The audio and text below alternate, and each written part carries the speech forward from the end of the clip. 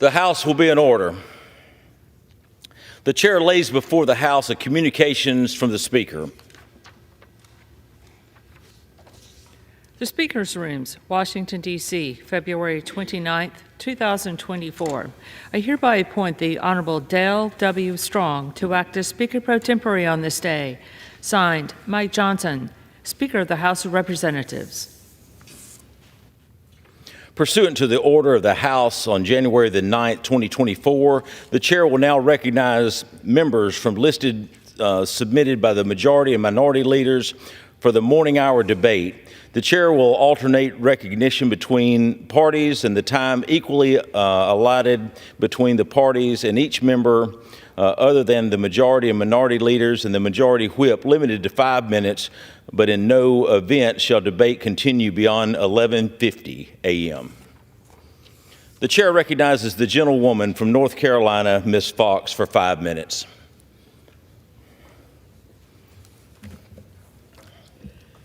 Thank you, Mr. Speaker. Mr. Speaker, as our nation faces a myriad of catastrophes, one of which is an open southern border and the mass migration of illegal aliens, Washington's fiscal house sits in utter disrepair. That's a reality we face, and if we don't grasp the reins soon and stamp out wasteful spending, our nation will suffer serious consequences that will continue to compound. Not a penny of taxpayer money should be directed to frivolous spending binges overseas while the southern border is sitting wide open. We should take care of our country's needs first. American families and hardworking taxpayers across the nation demand that action be taken to cut spending, restore fiscal sanity, and get our country moving in the right direction. Mr. Speaker, I wholeheartedly agree with them, and I've taken action to restore fiscal order in Washington. To cut wasteful spending and protect taxpayer dollars from rampant abuse, I've supported common sense amendments to the ongoing fiscal year 2024 State Foreign Operations and Related Programs Appropriations Package. These amendments slash funding for the United States Agency for International Development by half, transfers millions of dollars from the Peace Corps budget to the spending reduction account, eliminate millions in funding for the Global Environment Facility Fund, and prohibit funds from being used to implement the Paris Climate Agreement. Our children, grandchildren, and future generations of proud Americans to come deserve fiscal order in Washington and our country's needs being put first. Anything less is entirely unacceptable. In addition to my continuing efforts to uphold fiscal order and put the needs of our country first, I've also co-sponsored H.R. 2445, the Special Inspector General for Ukraine Assistance Act. Legislation would establish an office for an Inspector General for Ukraine assistance to oversee all funding made available in support of Ukraine. Specifically, this legislation requires the President's nominee to serve as the Special Inspector General for Ukraine assistance to be confirmed by the Senate. Direct the Special Inspector General for Ukraine assistance to submit quarterly reports to Congress on obligations and expenditures of U.S. funds and the provision of military equipment, require a report on the Ukrainian government's compliance with anti-corruption measures and comparisons of America's contribution to Ukraine to those from our NATO allies. Mr. Speaker, oversight of taxpayer dollars and resources should never be cast aside or abandoned. We can stamp out wasteful spending, put our country's needs first, and ensure effective oversight of taxpayer dollars all at the same time. My record on cutting wasteful spending is clear, and I will always fight to ensure that the dollars of hardworking taxpayers are not only respected, but also protected. I yield back. The gentlewoman yields. The chair recognizes the gentleman from North Carolina, Mr. Nickel, for 5 minutes.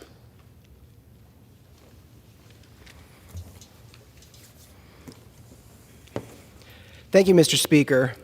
On February 24th, 2022, the world watched with alarm as Russia invaded Ukraine. Since the start of the invasion, over 100,000 Ukrainians have died fighting to defend Ukraine's sovereignty and the broader principles of freedom and democracy. Now, it's been 2 years since Putin's unprovoked assault on Ukraine. We can't abandon them in their fight for freedom, not today, not tomorrow, never. With Ukraine running out of bullets and Russia advancing in Ukraine, the eyes of the world are on the United States Congress. Authoritarian regimes around the world like Russia, China, Iran, and North Korea are looking closely to see if we'll honor our commitments and stand with our democratic ally, or if we'll hand over Ukraine to Vladimir Putin. If Ukraine falls, Putin will not stop until all of Eastern Europe is within his grasp. If Congress fails to act, it'll go down as one of the greatest foreign policy failures in our nation's history. Let's be clear about where history will place the blame. If Congress fails to act, history won't be kind in the judgment that House Republicans surrendered Ukraine to Russia. In the past, House Democrats and Republicans in the U.S. Congress have united and come together in opposition to Vladimir Putin's unprovoked invasion of Ukraine. We've just seen 22 Republicans in the Senate willing to vote country over party on this issue. I believe there are Republicans in the House willing to do the same. As we look ahead, House Republicans have a choice. Are they pro-democracy or are they pro-Putin? House Republicans can choose country over party or Russia over the United States. House Republicans can stand with our allies or they can stand with Donald Trump and the pro-Putin wing of the Republican conference. House Republicans can either stand with democratic nations like Ukraine, Israel, and Taiwan, or they can bend the knee to authoritarian regimes like Russia, China, Iran, and North Korea. The longer we delay sending aid to Ukraine, the more powerful Putin and other authoritarian regimes become. We can't abandon them in their fight for freedom. That's why I'm calling on the Speaker of the House, Mike Johnson, to bring the bipartisan Senate-passed security package to the floor of the House for an immediate vote. Now, many of my constituents rightly question the high cost of this aid package. Support for Ukraine and our allies is in our national interest. It's a national security issue for the American people. While the costs are high, we'll spend 100 times more money containing an aggressive Russia around the globe if we do nothing. We must stand with our allies. This will be a vote where members will be forced to choose between democracy and authoritarianism. As I voted now for Speaker of the House 19 times, I've learned how incredibly fragile our democracy is. We must act now to pass a supplemental aid package and stand with Ukraine. Listen, folks, we can either stand with democracies like Israel and Ukraine, or we can bend the knee to Putin and other authoritarian regimes around the globe.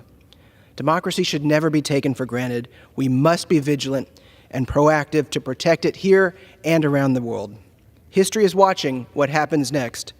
Let's come together, not as Democrats or Republicans, but as Americans, and stand with our ally, Ukraine. Thank you, Mr. Speaker. I yield back. The gentleman yields. The chair recognizes the gentleman from Tennessee, Mr. Rose, for 5 minutes.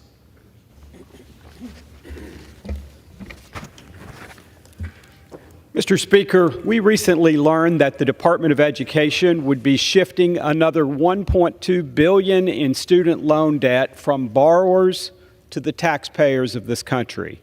This is yet another example of President Biden's administration abusing whatever regulatory lever they can find, every executive action he can think up to usurp Congress and continue this unjust bailout scheme.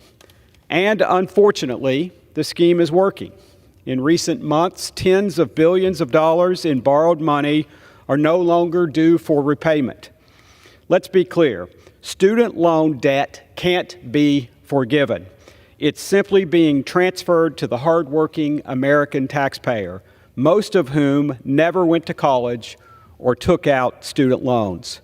These tactics come despite what happened last summer when the Supreme Court of the United States overturned the Biden administration's previous student loan handout plan, totaling more than $400 billion.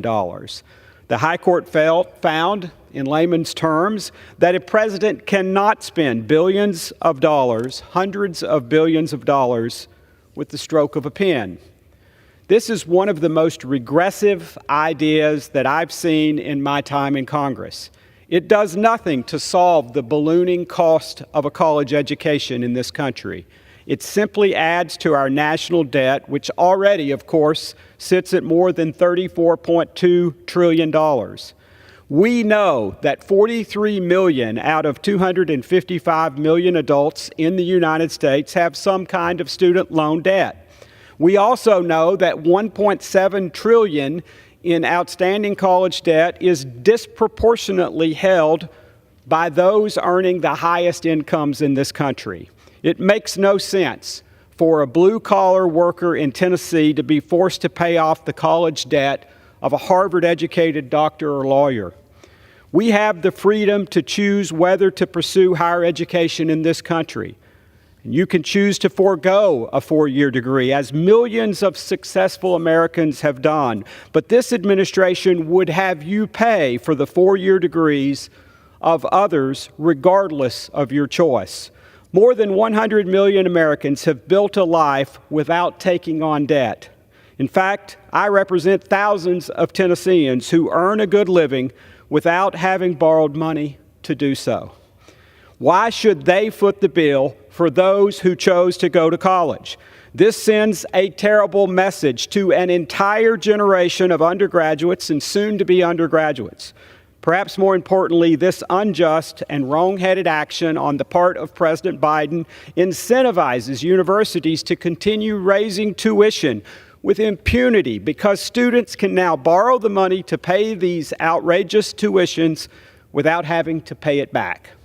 Furthermore, and possibly the worst aspect of all of this, is that every college graduate and every parent of a college graduate who did the honorable thing by paying off their student loans, often at great sacrifice, is now being harshly punished for having done so.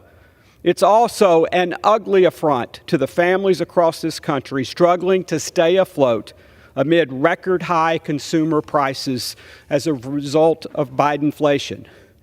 There are already programs on the books to help those struggling to repay their student loans, like income-driven repayment plans, in which roughly 40% of borrowers are already enrolled. I urge the White House to end this cycle of adding billions to our debt with the stroke of a pen. Just as the Supreme Court determined last June, this kind of policy must be approved by Congress before it can be implemented. Thank you, Mr. Speaker, and I yield back. The gentleman yields. The chair recognizes the gentleman from Maryland, Mr. Hoyer, for 5 minutes.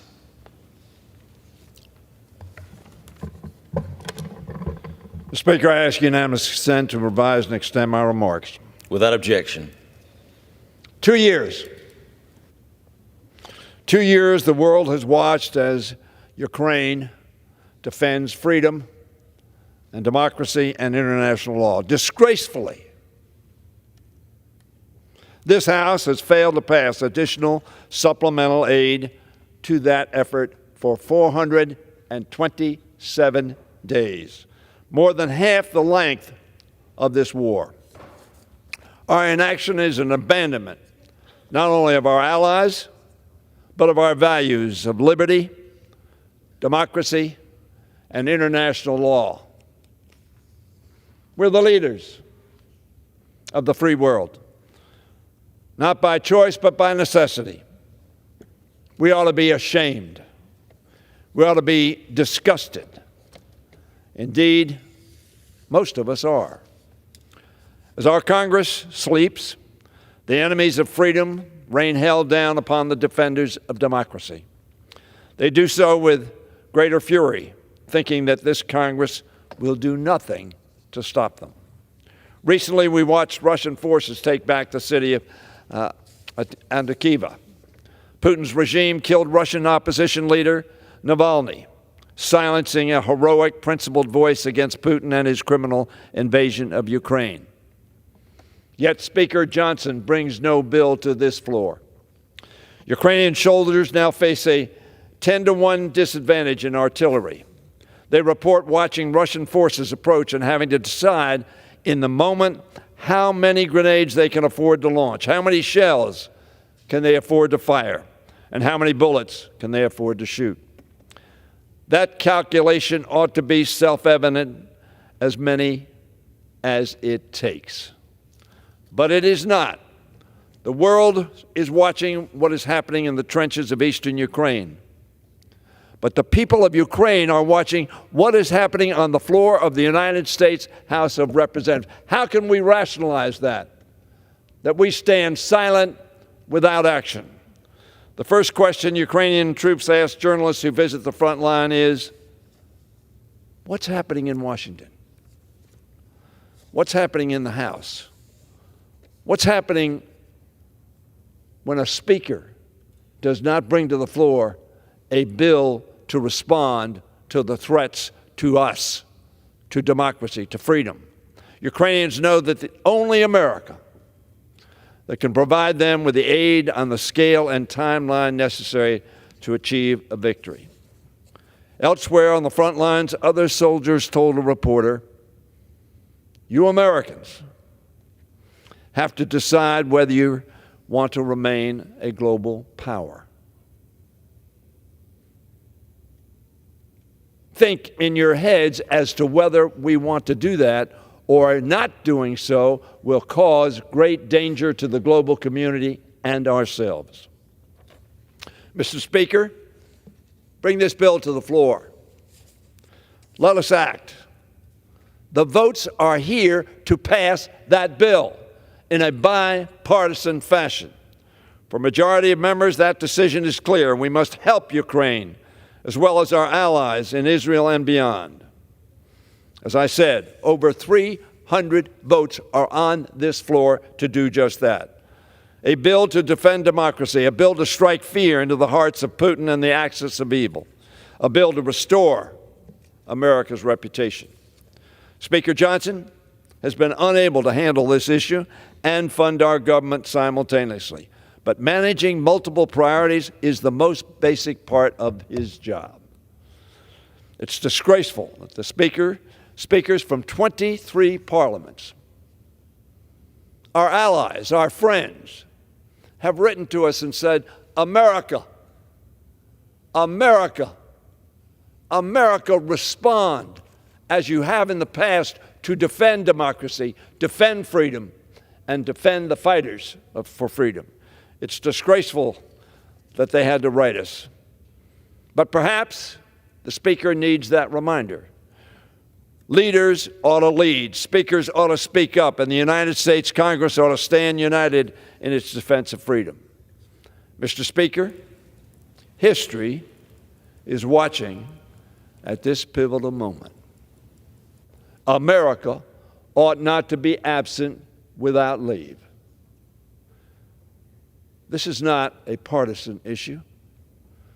This is an issue for the leader of the free world, America. Let's act. Mr. Speaker, bring the bill to the floor. The chair recognizes the gentleman from California, Mr. LaMaffa, for 5 minutes. Thank you, Mr. Speaker. I'm fascinated by my colleagues on the other side of the aisle with being so fixated on Ukraine when our porous southern border, our U.S. borders, are causing us so much harm to our American economy and losing American lives, such as Lake and Riley here most recently. We've been fairly generous to Ukraine since their problems have started with Russia. Indeed, the amount of money they've received is at least 20-fold more than what we're even talking about that would secure our own southern border. So now we see President Biden will be chasing our former President Trump down to the border in a reality desperate attempt to stabilize his plummeting poll numbers on the issue. But let's not be kidded by that. Today's visit, much like Biden's first and only other visit to our southern border, will be basically a photo op. He'll be visiting Brownsville, Texas, an area of the southern border that, according to reports, has had virtually non-existent activity in recent days, weeks, and months compared to all the other places along the border that you can see plenty of footage of tens of thousands of people coming across. So distract here by going over there, huh? This visit is nothing more than a smokescreen, an attempt to distract the American people from his disastrous policies and the chaos he has unleashed at our southern border. For the past 3 years, President Biden has not only ignored the crisis at the border, he's directly responsible for it. Since his first day in office, He's worked to implement his own far-left failed policies, which turned every town in the whole country basically into a border town and destroyed countless American families that we have to talk about here on the floor, since the media doesn't seem to want to cover that very well. There's over 60 instances of President Biden's administration taking actions that undermined our nation's border security. The first things he did when he came into office were to get rid of the procedures and the policies that President Trump had put into place, yet now recently in the press he's yelling at Republicans to say, you need to pack back some of our border policies we're working on. Really? Put back in place the policies already worked. These 8 items right here. He could do all of these without having Congress fund or come to agreement in a bipartisan fashion on any of them. End catch and release. Reinstate and the Remain in Mexico policy. Enter into an asylum cooperation agreement. End parole abuses. Detain inadmissible aliens. Wow, wouldn't that be something? Use expedited removal process. Rein in taxpayer-funded benefits for all illegal aliens. Wouldn't that be a relief for families who are struggling? Issue a proclamation to suspend or restrict entry in the United States. Those are actions he could take on his own without having to battle it through both sides of the aisle on both House and Senate. We would be happy to do that as Republicans. Republicans have been standing for these types of policies all along. It all changed under the Biden administration. That's why we suffered these last 3 years with these mass amounts of people coming across our border illegally and invading our country. We know border security is national security. That's why the bill we passed, H.R. 2, earlier on, is the right policy, yet it's sitting there languishing under Senator Schumer and the Senate Democrats, who won't bring it up for a vote or discussion. Instead, they gave us a watered-down immigration bill that would allow 1.8 million illegal immigrants a year into our country with immediate work permits, benefits, and ability to stay even longer, thereby codifying illegal immigration. Yeah, we're going to automatically concede 1.8 million can come in illegally without process, and we're going to give you stuff. Calling that a border security package and then reaming Republicans for not being for that, it's not even a funny joke. Let's look at the numbers. Since Biden took office, there's been 7.2 million illegal crossings of our southern border, 8.7 of all entries. The total number of illegal immigrants who have entered through our southern border is greater than the population of 36 of our individual states. Let's not forget about the terrorists. 340 individuals whose names appear on the terrorist watch list have been stopped trying to cross the southern border. And so far in 2024, there have been 58 individuals whose names appear on the list who have been stopped trying to enter the border. How many haven't been stopped? The total is more than the counters in all fiscal years 2017, 18, 19, 20, 21, and 22 combined. That's how bad it has gotten to this point. It's not just terrorists crossing our border, it's also Chinese Communist Party nationals. 20,000 nationals have Chinese nationals have illegally crossed the southern border since fiscal year 24 began in October. So just last week, 22-year-old Georgia nursing student Laken Riley's life was taken. How many more examples like that have to happen because of Biden's wide-open policy The gentleman's and time today's has photo expired. op? We must do better. I yield back. Thank you. The gentleman yields back. The chair recognizes the gentleman from Massachusetts, Mr. Lynch, for 5 minutes. Good morning, Mr. Speaker. As a member of the Subcommittee on National Security, I rise to remind the House Republican leadership that actions speak louder than words when it comes to national security and America's defense of democracy and human rights worldwide. In reference to the current migrant crisis at the U.S.-Mexican border, Speaker Johnson has repeatedly stated that, quote, our national security begins at our border. He's indicated that border policy would be the Republican hill to die on. He even insisted that the House would not act on a foreign aid package unless it included substantive provisions to enhance border security, his, quote, top priority. However, the actions taken by the House Republican leadership do not live up to those words. 3 weeks ago, a bipartisan coalition in the U.S. Senate negotiated a national security agreement that proposed the most significant reforms in decades, introducing new emergency border authorities, including granting the President the ability to close the border under certain circumstances, anti-fentanyl and anti-human trafficking provisions, and resources to enhance security at the southern border. President Biden indicated a willingness to sign the compromise agreement when passed.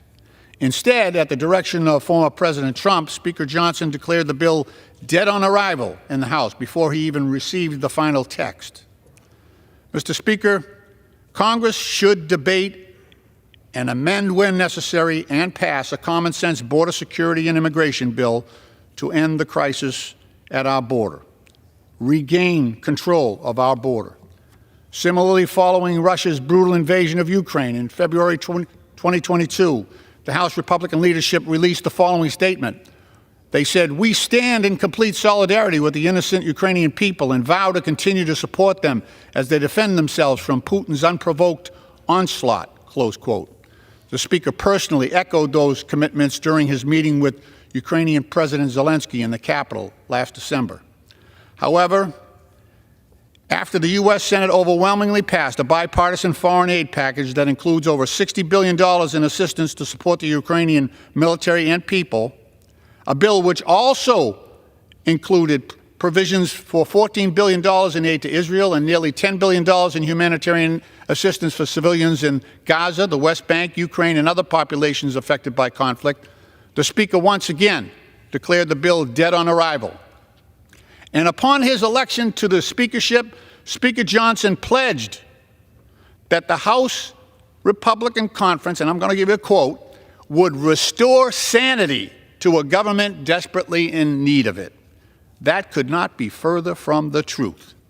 As evidenced by another looming government shutdown, this Republican majority remains mired in internal party dysfunction and legislative chaos to the great detriment of U.S. national security, our international partners, and the American people. We're now one day away from a partial shutdown that would disrupt critical federal programs, including Veterans Outreach Services, air traffic control training, food assistance for low-income families, and according to the National Military Family Association, an estimated 200,000 military families who now rely upon WIC to alleviate food insecurity. Mr. Speaker, I urge the House Republican leadership to set politics and partisanship aside and work with members on both sides of the aisle to immediately address these critical priorities. We also have an opportunity to urge the U.S. Treasury to take control of the $300 billion in Russian assets that are in the possession and custody of U.S. and EU banks and take that $300 billion and give it to Ukraine so they can fight for their freedom and feed their people. With that, Mr. Speaker, I yield back the balance of my time. Thank you. The gentleman yields. The chair recognizes the gentleman from Georgia, Mr. Carter, for 5 minutes.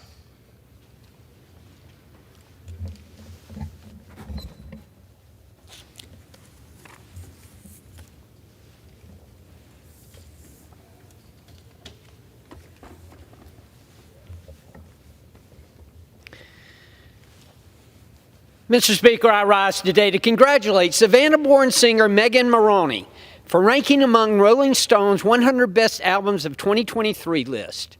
Born in Savannah, Georgia, Megan Moroney comes from a household steeped in musical talent and traditions influenced by iconic songwriters in classic country, southern rock, and Americana. After completing high school, Moroney set off to receive a degree in accounting at the University of Georgia. Go Dogs. During her freshman year at UGA, Megan was provided with the opportunity to open for a well-established country artist at the renowned Georgia Theater. This unexpected opportunity sparked Megan's interest in crafting her first original song. Reflecting on her journey, she shared that she never thought she would be a singer professionally. Moroney connects with her audience through her music by speaking her truth about the emotional experiences she's faced. Congratulations, Megan. I look forward to seeing your continued success in the future.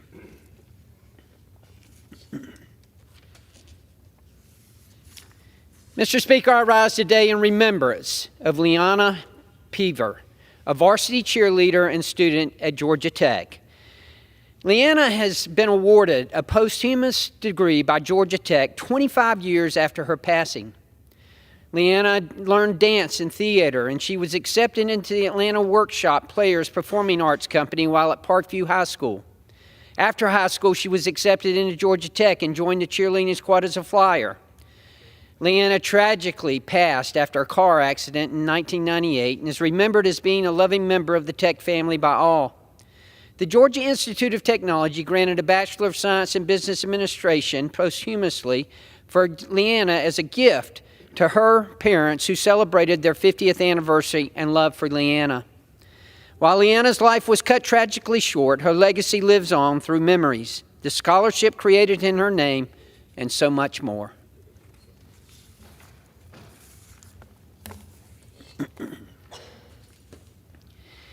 Mr. Speaker, I rise today in celebration of Mr. Colt Brockington.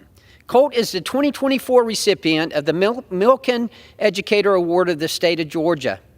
This award is given to a younger educator that has extraordinary accomplishments and achievements. Only the best of the best receive it. Colt is an alum of Wayne County High School and a graduate of the College of Coastal Georgia. He now serves as a science teacher and mentor to students and faculty at Wayne County High School. Colt develops plans to enhance student learning by collaborating with teachers and students alike to provide a nurturing academic environment.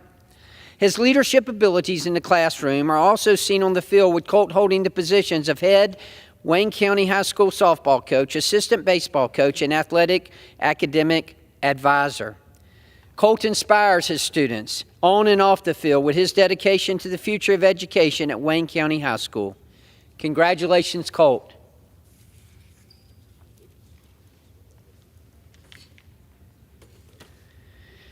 Mr. Speaker, I rise today to recognize a major accomplishment that has been awarded to Kim Gusby.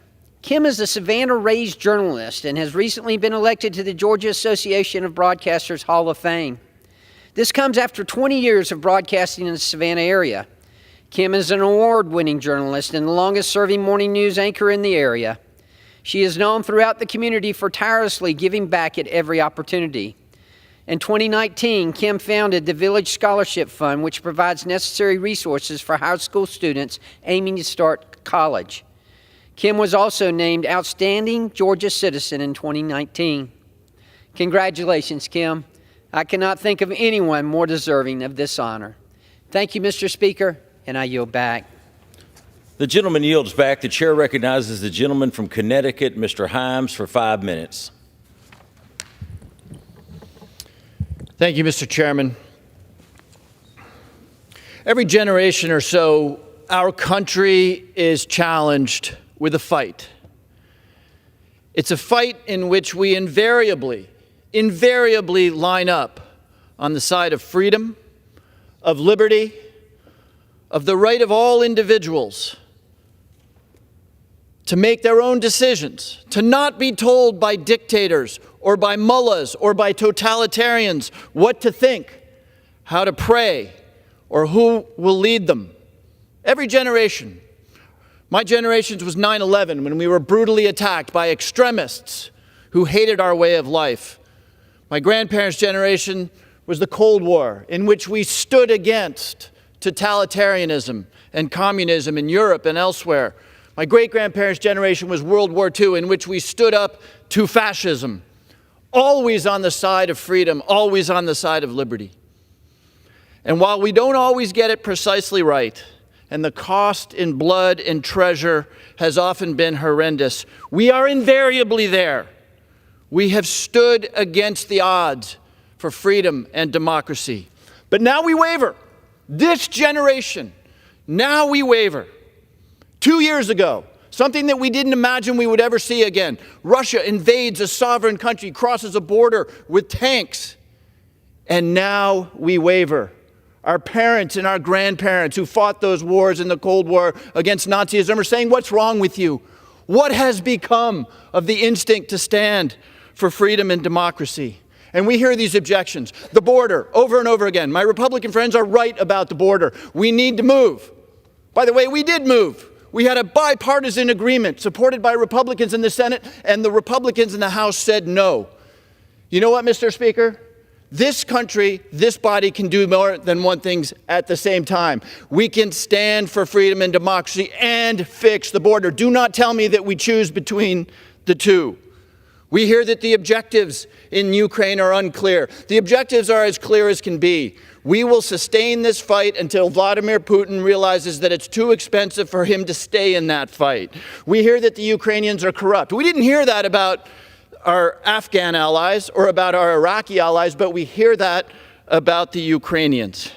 Meanwhile, China, North Korea, Iran are watching.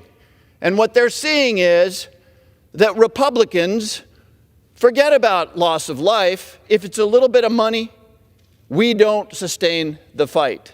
Do you think President Xi is not watching this moment carefully? And can you imagine what the implications are down the road for Taiwan? Failure to respond to Russian aggression will be something that we pay the cost for in years to come.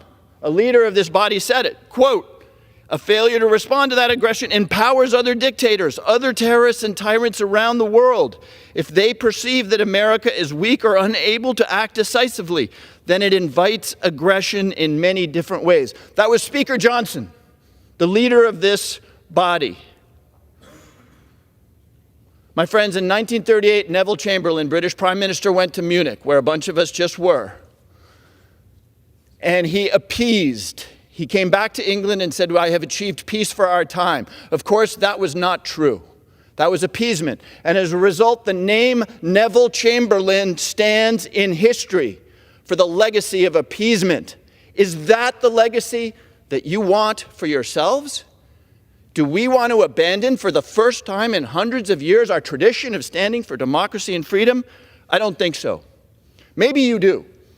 Maybe you do because Donald Trump wants that to happen. But at least bring the bipartisan Senate bill to the floor so that those who are infused with the legacy of this country's fight for freedom and not infused by doing whatever Donald Trump demands of us on this particular day can stand up for what this American country has always stood for. Bring the Senate bill to the floor. Thank you, Mr. Speaker. I yield back. The gentleman yields back. The chair recognizes the gentleman from Arizona, Mr. Sistamani, for 5 minutes. Mr. Speaker, I rise today to congratulate the Push Rich Christian Academy boys soccer team for winning the 3A state championship. By beating #1 ranked Gilbert Christian School, they secure the title with a score of 2-1. Push Rich Christian Academy is known for its sports and does not fail to disappoint when it comes to state championships.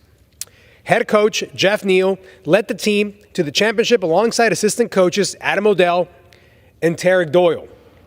This team has a great future ahead of them, and I am excited to see what the future holds for all of them.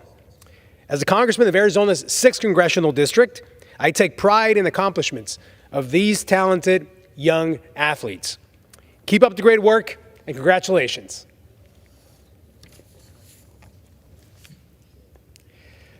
Mr. Speaker, I rise today to recognize the South Point Catholic High School's boys soccer team. The Lancers won their 4th straight 4A state championship, defeating the Micah Mountain High School Thunderbolts 4-1. South Point's 4th straight title ties the school with Lakeside Blue Ridge, Chino Valley, and Yuma Catholic for the most consecutive state championships in Arizona's history. Wolfgang Weber, head coach of the boys soccer program and a legendary local youth soccer coach, led the team to their 11th state championship. I am so proud of these boys, and I'm excited to see where their soccer careers take them. Go Lancers, and congratulations.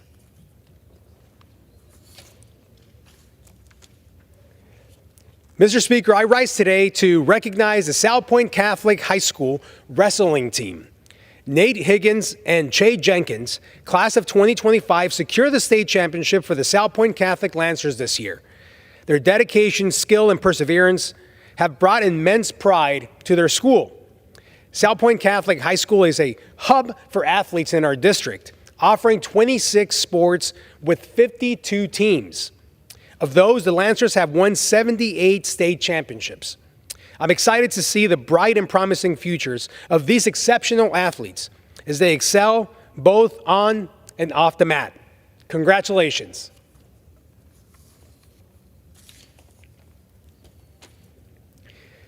Mr. Speaker, I rise today to congratulate the Walden Grove High School girls soccer team for winning the Arizona 4A state championship.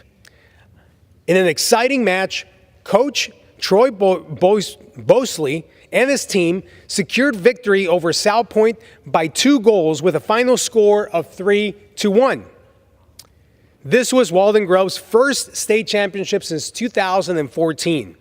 Their dedication and perseverance throughout the past year have been truly commendable, and it's no surprise that they emerged with the victory this season. I am proud to represent such talented student athletes, determined coaches, and supportive parents. Keep up the great work, and congratulations. With that, I yield back. The gentleman yields back. The chair recognizes the gentlewoman from Texas, Ms. Jackson Lee, for 5 minutes. I thank the Speaker. Let me be very clear. We cannot shut this government down. 4 pages, 5 pages, 20 pages of a stopgap measure, the government cannot shut down. The rules of this House require, and Senate, require the Congress to do its work. As the President said, we have the purse strings to be able to ensure that the government remains open, that law enforcement is paid, that our Medicare and Medicaid are provided for our families and our seniors, that we are able to ensure that the young families of young soldiers, men and women of the United States military, who put on the uniform unselfishly, are paid. Those who are on the front lines. And as we have seen, any number of incidences that have caused the loss of life of the men and women in uniform, in many of our flight incidences that have occurred, tragically, we have lost many lives over this last year, including those who are in combat. Are you telling me that we are not going to put pen to paper, Speaker Johnson, and work with those who will work with you, work with the Budget Committee that I sit on, to ensure that there are members that will advocate for your members to join in without poison pills of the funding of the CR? This paper allows us today to work through an extension till March 8th and an extension until March 28th. It includes a response to our student loan crisis, which is extremely important. It ensures that the doors of the government remain open. What I hope that we'll be able to do is to fight against the dastardly position of underfunding or not funding the women and infant children. My community needs that, to be able to provide funding for women and infant children, a major component to the federal government's budgeting. What else do I want to make sure that we do? As I walk through my district over these last couple of days, in particular, I have heard the crisis of seniors and housing. Oh, we know that young families need housing, but do you realize that in the later years of a senior's life, that sometimes they are priced out of their own home because of building around their home prices, their home goes up. They cannot afford the taxes or the upkeep. Where do they go? This government should be committed with the U.S. Department of Housing and Urban Development to develop a serious housing for seniors program. This program would, in essence, ensure that we could put seniors all over America in housing. I agree with Senator Tester, who said, we can't fool around. If that's what it takes to get this done, he was speaking about pushing this House, but kicking the can down the road, we need to stop it. We need to get a real budget, and I'm standing with him. We can't be far right, we can't be far this, we can't be far that. We have to be for the American people. And we can't be against the rights of women where we're denying them the ability to get medication dealing with abortion.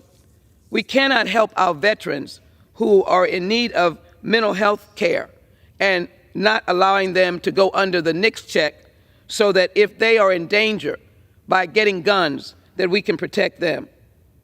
And again, as I said, we cannot stop the nutrition programs for low-income women. Homeland security, the border, providing relief for the people in Gaza, humanitarian relief for our children, and peace, pausing for peace.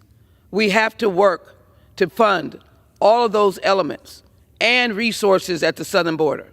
Thank you, Mr. President, for being at the southern border. We already know of your insight. We know the work that you can do with Chairman Thompson of the Homeland Security Committee, and those of us who are Democrats who want to see the border solved. But we have to do it with a budget, and we have to also do it with passing the supplemental that you have put before us that takes care of the people of Ukraine and the soldiers on the front line, and as well those elements in Taiwan and around the nation, around the world. Let me say this, I'm here to work. I started out by saying we cannot shut the government down. There's too much time has work to be expired. done. Let's do the work. I'm here to work and get the job done. I yield back. Thank you. Pass the budget. Thank you. The gentlewoman yields back. The chairman recognizes the gentleman from Pennsylvania, Mr. Muser, for 5 minutes. Thank you, Mr. Speaker. Mr. Speaker, on day one of the Biden presidency, the president reversed many, if not all, of the successful border policies implemented by the previous administration, the Trump administration, that kept our nation safe, kept our border secure. Joe Biden ended Remain in Mexico, halted border wall construction, loosened asylum requirements, issued a moratorium on deportations, essentially telling the world our border is open, come on in. Meanwhile, Customs and Border Patrol, any visit that you make to the border will tell you, just by instituting Remain in Mexico, 75 to 80% of those trying to enter our country illegally would be deterred and would not enter. So these policy reversals led to, at the time, caravans of migrants into Mexico, in Mexico, the United States border. And since that time, Mr. Speaker, there have been 8.5 million illegal border crossings, as well as an estimated 1.7 million gotaways, over 10 million illegal entries, most of whom we don't have any idea who they are or where they are, throughout the United States of America. So why did President Biden take these actions? Ideological idiocy? Because what he did was anything but humanitarian or rational. Migrants made this journey, Mr. Speaker, here under false, deadly pretenses. People are drowning. People have drowned. People are drowning. Probably today, Mr. Speaker, people are drowning in the Rio Grande and under false pretense coming to our country. People are being killed. 1/3 of women, the reports are sexually assaulted. And at the same time, cartels, drug cartels, are getting rich. Coyotes are getting rich. And much of Mexico, thanks to the Biden administration's wonderful policies, is a gangland. And along with the suffering of the migrants, the American people are terribly suffering. During Biden's time in office, there have been over 300,000 American deaths from fentanyl and other opioids, which were smuggled across the southern border. Nothing to smile about. American teens and young adults are dying at alarming rates, and to date, this administration has done nothing to correct course. And we are experiencing all this locally. Don't we all know an individual, usually a young person, that has died from a fentanyl overdose? And while it is no match for the cost of life that has been lost, we cannot forget the immense financial cost our cities, states, taxpayers have incurred as a result of Biden's disastrous border policies, exponentially disastrous. The Center for Immigration Studies reports that an annual cost of Biden's immigration crisis to the United States is $452 billion of American taxpayer funds. And the Federation for American Immigration Reform notes that the cost to my home state, the Commonwealth of Pennsylvania, is $1.64 billion. And, Mr. Speaker, what about the crime epidemic? I mean, really? We have now something called migrant crime? And, Mr. Speaker, is there anything more horrific that we've seen from the Lincoln Riley situation? How an illegal from Venezuela made it across the border illegally, went to New York, committed all kinds of crimes, was let out by the weak, foolish, ideological prosecutors in New York, and then went on to Georgia and murdered a beautiful young girl. And to add insult to this injury, the Biden administration takes the American people for idiots by trying to blame this border crisis on Republicans and Donald Trump. After 3 years of Secretary Mayorkas and Vice President Harris and everybody else in the Biden administration telling us that the border is secure, and of course, 90% of the media. Well, Mr. Speaker, the American people are not buying it. The facts don't lie. Our eyes don't lie, no matter how many times they tell us they do. This unmitigated policies, and it is the height of hypocrisy. And after causing this catastrophe, the idea for President Biden to go to the border today is clearly nothing more than a sad, sorry attempt to save him from a political standpoint. This trip is not about solving the border problem. It's about solving a political problem. That is getting worse. And perhaps as shameful, Mr. The gentleman's Speaker, time has expired. is Biden's attempt to blame this and protect our border for a lack of support for Ukraine. That, too, is outrageous. We can do both. The will of the American people matters. Let's not forget who we represent in our constitutional republic. I yield back, Mr. Speaker. The gentleman yields. The chair recognizes the gentlewoman from Illinois, Ms. Kelly, for 5 minutes. Mr. Speaker, I rise today to celebrate Black History Month by honoring the organizations that have served as a training ground for many of our nation's most extraordinary leaders. I'm talking about the Divine Nine, the historically Black fraternities and sororities of the National Panhellenic Council. They serve as a pipeline for Black leaders across business, academia, and of course right here in the halls of Congress. The Divine Nine organizations are Alpha Phi Alpha, whose colors are black and gold, founded in 1906 at Cornell University.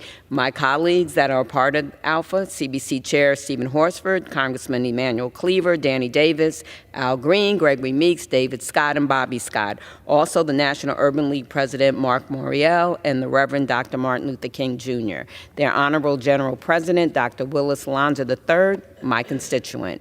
Alpha Kappa Alpha sorority, whose colors are salmon pink and apple green, founded in 1908 at Howard University.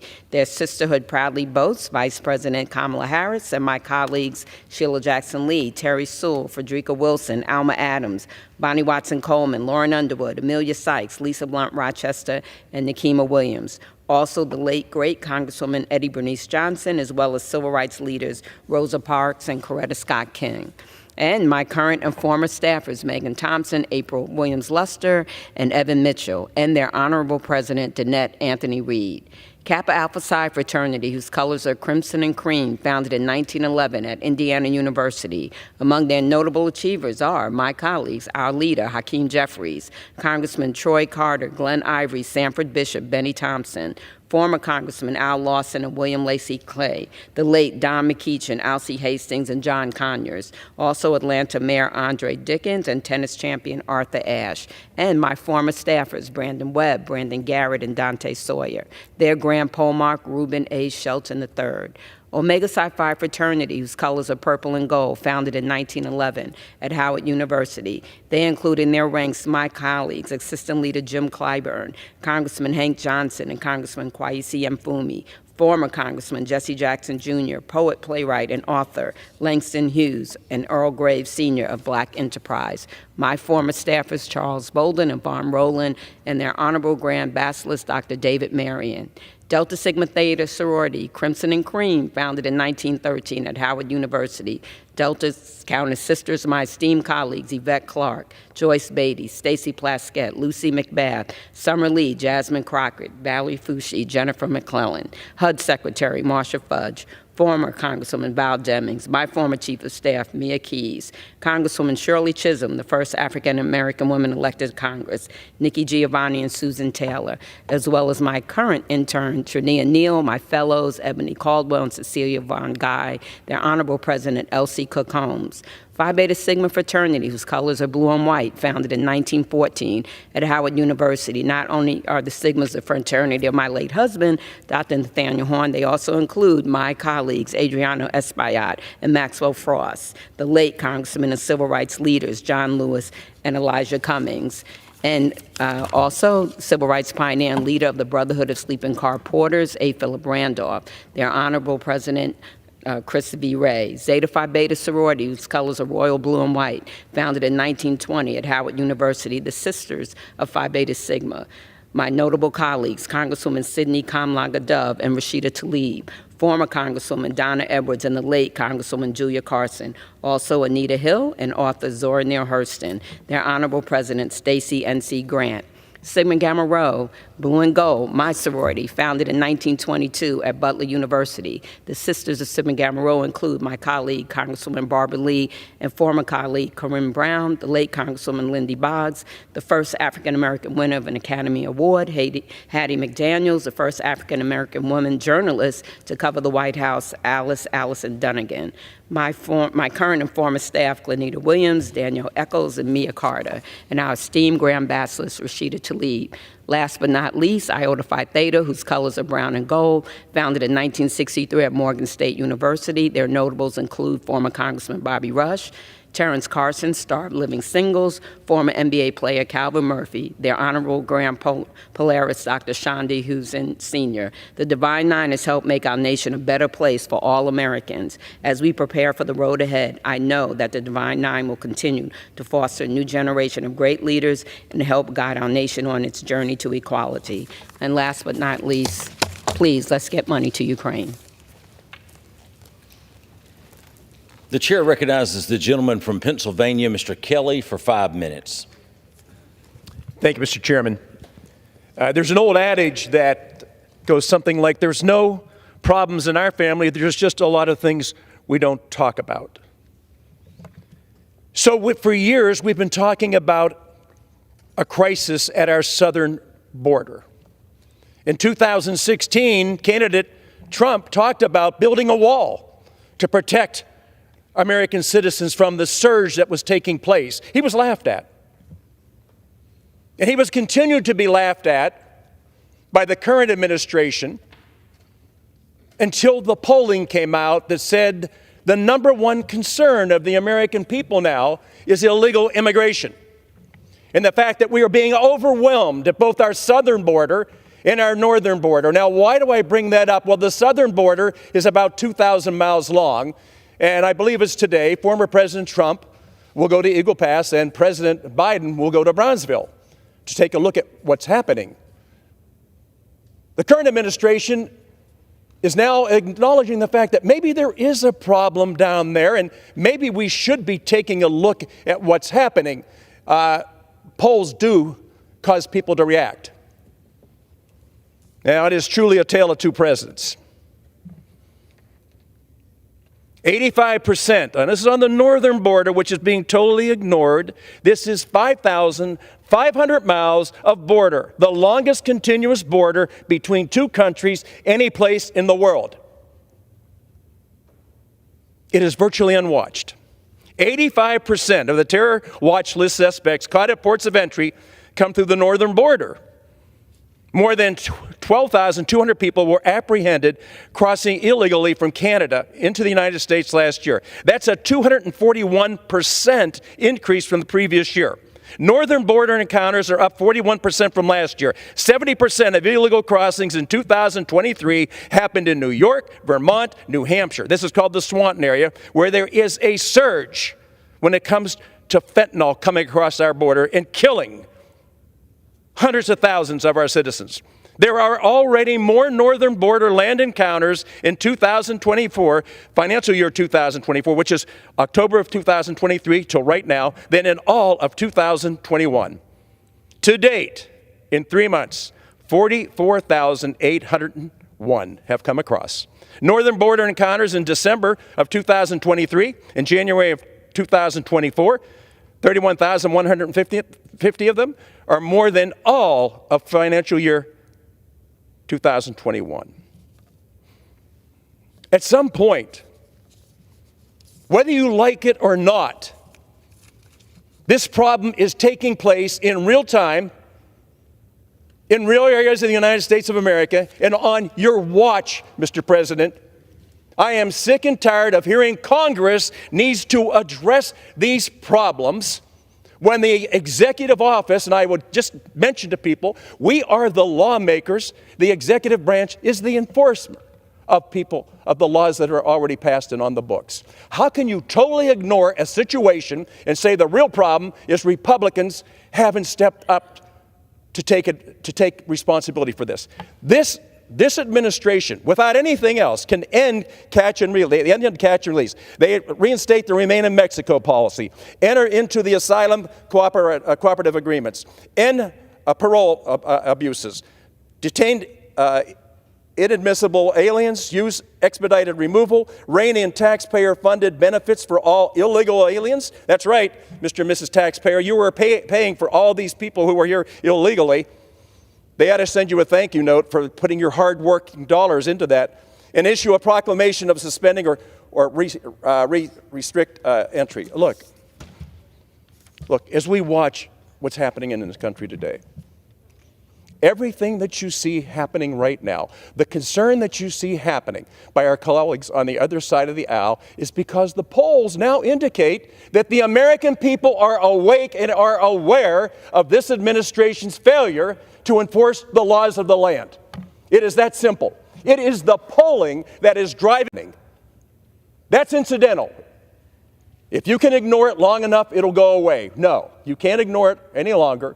The horrific things that are happening to our own citizens as this administration sits back and says there's really no problem, this is being made up by the Republicans.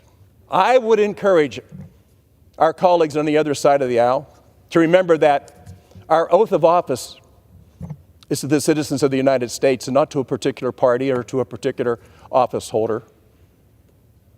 When we ignore our basic responsibilities, we have a huge problem in the United States of America. Mr. Speaker, I appreciate the time, but I would encourage all of my fellow Americans, please wake up. Forget about being woke. Wake up. Your country is being taken from you, and we're watching it. Thank you, sir. Members are reminded to direct their remarks to the chair. And next one is the chair recognizes the gentleman from Rhode Island, Mr. Magaziner, for 5 minutes. Speaker. Hey, come on. Do you want to come on up?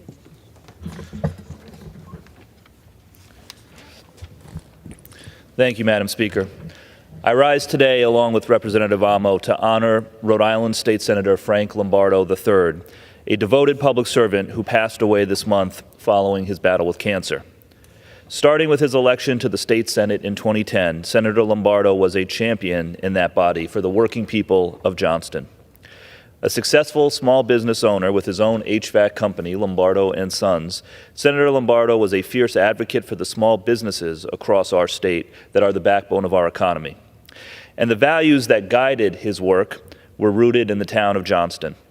He championed legislation to improve public health by guaranteeing insurance coverage for pain treatments, worked to expand programming to combat climate change, and increase transparency in Rhode Island's state tax credit programs. Senator Lombardo was also deeply involved in the community, particularly in the Boy Scouts of America. He was an Eagle Scout with Troop 4 in Greenville and was also a camp counselor for 2 years at Yagug Boy Scout Camp. He was a passionate and hardworking public servant who will be deeply missed by all who knew him. I join Frank's friends, family, and the entire state of Rhode Island in mourning this loss. I now yield to my colleague from Rhode Island, Mr. Amo. Thank you, Representative Magaziner. I'd like to associate myself with the colleagues made by the comments made by my colleague to honor the life and legacy of Senator Frank Lombardo. His compassion, empathy, and purpose serving Rhode Islanders will be dearly missed. I rise to recognize the pain that our community is going through on Senator Lombardo's passing, but another issue with the Shiloh Gospel Temple community. Our families and all our families should be able to gather and worship free from the fear of harm. Our community in North Providence was attacked on February 11th. That someone would set this community ablaze in a hate-fueled act shakes me to my core. I stand with Pastor Eric Perry and his congregation during this difficult time. The fact that this incident, this fire at the church, happened at all is despicable. That it happened during Black History Month is abhorrent. This allegedly racist attack has shaken our community. I'm glad a suspect has been identified, and I hope that justice will be vigorously pursued. Thank you, and I yield back to Representative Magaziner.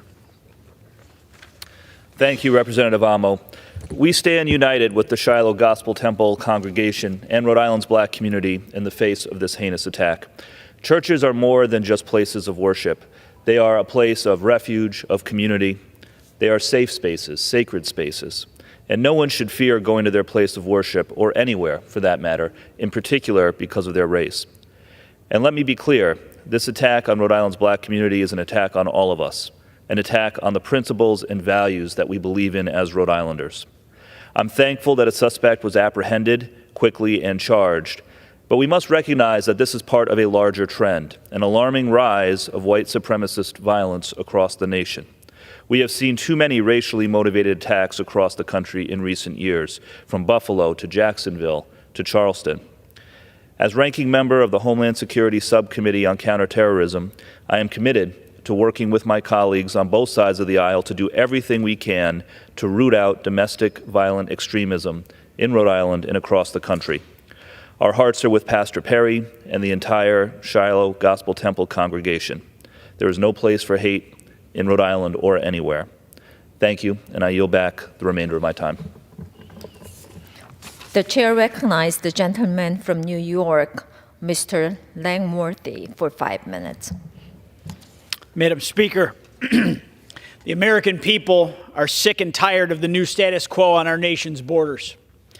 I'm absolutely appalled and disgusted that President Biden and Democrats running sanctuary cities have yet to take any real action after the recent and violent crimes committed by illegal immigrants, namely the murder of Lake and Riley in Georgia. We must take action now to end the reckless open border and sanctuary city policies before it's too late for another American family. Lake and Riley's murder was entirely preventable. Jose Ibarra entered the United States illegally last year and was given a one-way ticket to New York City, where he was subsequently arrested for child endangerment. But then, because of liberal bail reform laws in New York, he was released back onto the streets and not held behind bars. New York's bail reform has shattered lives not just in New York, but now in the state of Georgia.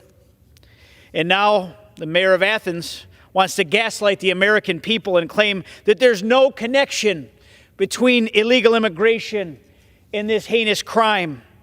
In less than a week, there have been 4 vicious attacks against innocent young Americans, all committed by illegal immigrants. This is simply madness. It's sickening, and it has to end now. President Biden has the power to secure the border by executive action. And Governor Hochul and Mayor Eric Adams can end New York's sanctuary policy. Innocent Americans deserve so much better from their government. We cannot allow another moment to pass before this border is closed and closed for good. Mr. President, we must act now. Mr. Speaker, President Biden recently announced another $1.2 billion in inflationary student loan forgiveness, further pursuing a reckless policy that only incentivizes universities to continue to raise costs which are already out of control. What's particularly troubling is that this burden is being shifted onto the shoulders of hardworking Americans who may not have had the opportunity to pursue higher education for themselves, or they consciously opted against doing so. This policy only adds more financial burden to families as Americans already struggle to keep up with the staggering costs of inflation. Instead of offering meaningful relief, it adds another layer of economic hardship, further challenging the financial stability of countless households across our great nation. It's simple. If you take out a loan for your education, you commit to paying it back. It's a simple equation. Biden's student loan redistribution scam is a slap in the face to every American who built their career without attending college or attending a trade school, or those who worked to pay off the student loans that they took out, the notes that they signed. As representatives of the American people, it is our duty to advocate for policies that help our economy and allow individuals to pursue the American dream, not ones that perpetuate dependency and fiscal dependency. Mr. President, abandon this misguided approach and work with House Republicans towards solutions that promote genuine opportunity and prosperity for all Americans, regardless of their educational background. Mr. Speaker, today, the United States national debt is more than $34.408 billion. That puts our debt per citizen at over $102,000. Since President Biden took office, inflation has increased by more than 17%. It's simple. Bidenomics is pricing Americans out of the American dream. Bidenomics continues to fail the American people as it creates one of the most unaffordable housing markets in recent memory, putting homeownership out of reach for millions of hardworking Americans. Average monthly home payments have increased 90% since Joe Biden entered the White House. And that's why this legislative body is working to block his policies that drive up our national debt and push costly and burdensome regulations that increase costs for consumers. Now, just look at Biden's war on American energy producers. His administration is doing everything it can to block domestic oil and gas production, ban gas stoves and gas cars, and even hinder the export of American energy to our allies. It's clear that President Biden and my colleagues across the aisle would rather push their woke Green New Deal policies than do what's right for the American people. Hardworking Americans are still struggling to pay their bills, to balance their family budgets, while President and Democrats in Washington continue to spend carelessly. And I yield back, Mr. Speaker. Thank you. Members are reminded to direct their remarks to the chair. Next, the chair recognized the gentleman from California, Mr. Garcia, for 5 minutes. Without objection.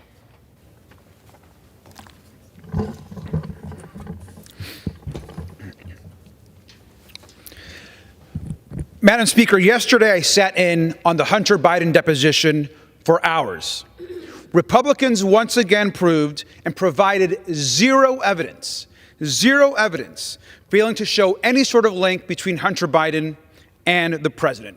No links between those business dealings. This entire case is a political stunt and a joke. Donald Trump ordered House Republicans to smear President Biden. They tried and tried and tried and failed. But I want to remind everyone about the real White House crime family. Why did Saudi Arabia give Jared Kushner $2 billion, billion with a B, just months after he left the Trump White House? And why did the Saudis spend hundreds of thousands of dollars at Trump properties while he was still the president? We also know that Jared Kushner used his cushy White House job to secure a $100 billion arms deal for Saudi Arabia and did other favors as well. Now, some members of the majority actually agree that this was unethical. And in fact, a few weeks ago, Jared Kushner was asked by a reporter about his grift. He responded, "Are we still really doing this?" Yes, Jared, we are still really doing this. The American people deserve answers. I rise yet again to urge my colleagues across the aisle to answer our calls and subpoena Jared Kushner's companies once and for all. We are not stopping, and we demand answers. Thank you, Madam Speaker. I yield back my time. The chair recognizes the gentleman from Oregon, Mr. Blumenauer, for 5 minutes.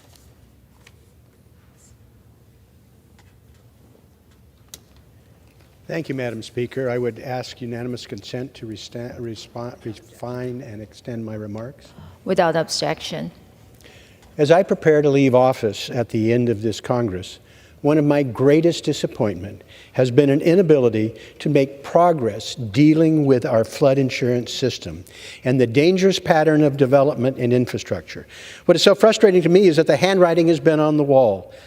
Even though I've tried to sound the alarm, we really have precious little to show for it. I was on national TV 2 weeks before Hurricane Katrina, stressing in very vivid terms what was going to happen to New Orleans when the big one hit. Sadly, that was true, even though Katrina wasn't the big one, but it could have been much, much worse. The devastation was unimaginable, and our efforts at recovery were woefully inadequate, inefficient, and unfair. We keep having to learn the same lessons with new victims in new disasters. This inspired my first major piece of legislation, which aimed to reform the flood insurance program. But looking back, it was simply inadequate. We tried to provide incentives which simply weren't strong enough. There are all sorts of examples. Houston has been a poster child for repetitive flood loss. I used an example of one home flooded 22 times over 35 years and received more than $1.8 million in flood insurance claims for a home less a fraction of that amount. While we labored mightily through the legislative process to make modest gains in the flood insurance program, it was too little and too late. Our incentives weren't strong enough to overcome a 200-year history of people making poor decisions on where and how they live and how we designed our infrastructure. People continue to live in low-lying, flood-prone areas because we are attracted to water. Rich and middle-class people are attracted to it, and poor people are forced to live in vulnerable areas because the land is less expensive. Both strategies are flawed. What is so frustrating is that we spend enough money to potentially do things much better. $1 in prevention saves $6 in costs of damages. But we continue to make the mistakes of the past by spending billions of dollars on flawed reactions to catastrophes like Katrina and Hurricane Sandy's. And it's not just massive storms. Day in and day out, we continue to put people in harm's way. We treat our rivers, waterways, and wetlands like machines that make the inevitable floods worse. We are happy to invest in decidedly suboptimal solutions. Traditional infrastructure that paves wetlands, channelizes our rivers, fortifies our coastlines, make the inevitable flooding worse. By giving people the illusion of protection, we encourage more people to move in harm's way. Over the past 20 years, we've failed in fundamental reforms. Making people respond to accurate flood mapping is too painful in the short term, so more people suffer pain in the long term. The National Flood Insurance Program is hopelessly inadequate and insolvent. The fundamental solutions have not changed over the last 25 years I've been working on this problem. We need to have accurate floodplain mappings so people know exactly the situation they face and can act accordingly. We can begin to make flood insurance actuarially sound. We shouldn't pretend that we can make incremental changes to a system that is fundamentally bankrupt. We should accept those losses and start over. There must be stronger financial disincentives for people who refuse to do their job, not just for individuals. State and local government, with their land use planning, zoning, and building codes, should bear more of the financial burden in changing our policies to be sustainable financially, not the general taxpayer. For people at risk, this is not unduly harsh. It is the reality in a world that is changing dramatically because of climate change. We do not do people any favors by ignoring the reality, subsidizing reckless behavior, and putting more people and property at risk. This does involve some short-term pain, but will avoid long-term financial disaster and human catastrophe. Thank you, and I yield back. The chair recognizes the gentlewoman from Illinois, Ms. Ramirez, for 5 minutes. Thank you, Chairwoman. I rise today to recognize Yasmin Bankole, who is here with us today with her mother, Victoria, in the gallery. Yasmin is a public servant who always shows up for her neighbors in Illinois 3. Yasmin is a longtime resident of Hanover Park, calling it home for over 20 years.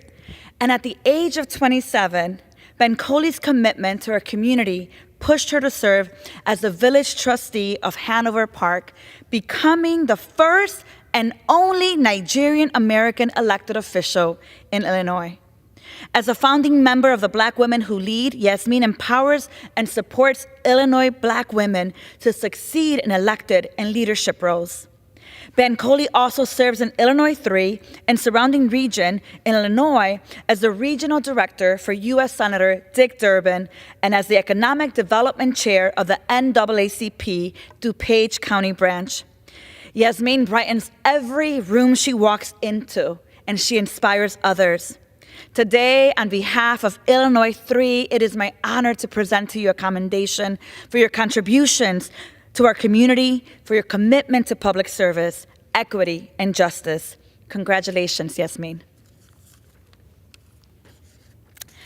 I also rise in commendation of Michael Childress, a leader dedicated to our multicultural, multiracial democracy, a longtime resident of DuPage County. Childress is the first ever Black member of the DuPage County Board, where he serves as vice chair and represents families from Bloomingdale, Bensonville, Addison, and Wooddale. Michael also serves as the president of DuPage County branch of the NAACP.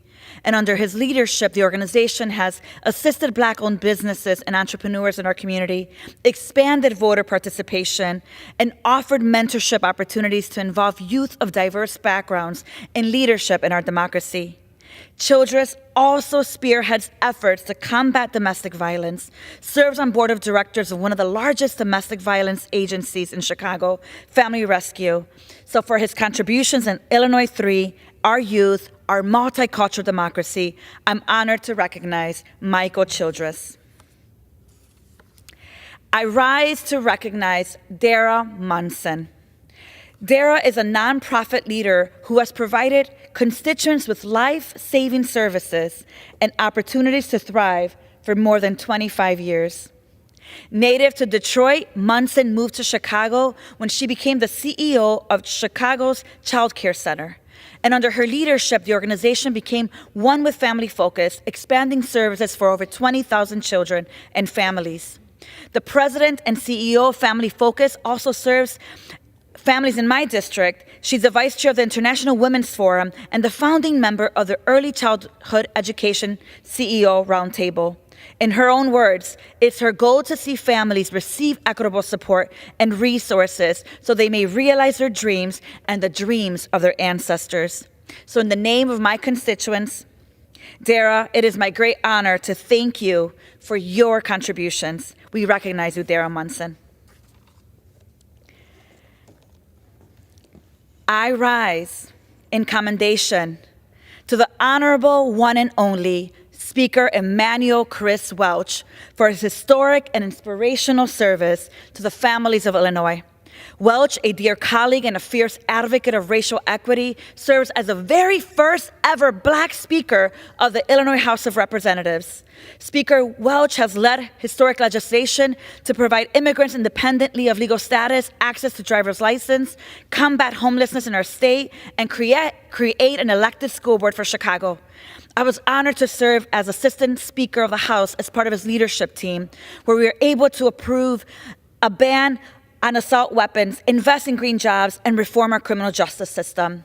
We thank Speaker Welch for his brave leadership and unwavering commitment to advancing equity, inclusion, justice, and dignity for all Illinoisans. And I rise to honor the Cook County Board President, Toni Preckwinkle. From 5 terms as alderperson to becoming the first Black woman president of Cook County Board and overseeing the nation's 2nd most populous county, Preckwinkle has proven her dedication to our communities. President Preckwinkle believes, like I do, that healthcare is a human right. And under her leadership, Cook County has expanded healthcare to 600,000 residents of Cook County, regardless of citizenship status. Her work also extends to the criminal justice system, advocating for policies to reduce incarceration. I am honored to commend President Preckwinkle for her 30 years of public service and the impact she has on our constituents. Thank you, and I yield back. The chair recognized the gentleman from New York, Mr. Espaillat, in for 5 minutes.